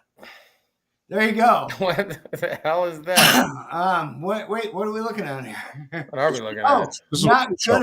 Not good enough to perform at the Super Bowl. The Jaguars and oh God! Rules of football. See, I interpreted it as she just represents the Kansas City Chiefs. So I was like, that's not really fair to say the Chiefs aren't likely to play at a Super Bowl since they've been there 3 of the last 4. Oh, they're good. And also still learning the rules of football. The rules of football should the Bears. The Bears and Taylor Swift. Taylor Swift will definitely score more than the Bears will this week. Yeah, absolutely. She's scoring right now. She always she's getting Kelsey'd. Yeah. What was that? What was that? It was another touchdown by the Miami Dolphins from week 4. Week 3. Anyway. All right. So with that, we will we'll end it. Thank you, everybody, for a little bit of a longer show, but we had a lot to cover. There was so much to talk about. It was fun to do. Plus, we enjoy talking to each other. So I appreciate y'all being here. Make sure. Also, one more time, since I didn't do this enough. Thanks. Oh man, I'm gonna get a little. Nobody circles the wagons like the Buffalo Bills. What even is a Buffalo Bill? Like it's a guy? I thought it was I thought it was like a chicken wing. There are no buffalo in northern New York. It's a buffalo named Bill. Where they make the wings, sir. It's where they make the wings. He traveled from North Dakota. Chill. Oh hey, look, we have a Jaguar sighting.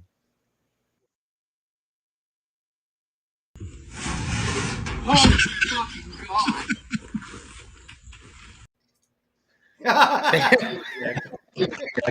All right, ended the T Swift, so I get it. Oh man. Right. See you, bitches. See you guys later. Love you guys. All right. Follow us on Twitch. We got a new Twitch. We just premiered live tonight. Yes. We're on Twitter. We're on Reddit. We're on YouTube. You can find all our links there. So make sure to hit us up. And you can watch in sections too. You know, don't feel like it's all once. If you're catching this on the Married Couple Podcast, oops. Join us tomorrow on the Married Couple Podcast, and also join us the night before for this show. All right, NFL HQ. Am I going to be on? Am I on the show tomorrow? Yeah, you're on it, right? Did we RSVP for that? Ish. Are you going to be on the show? You did now.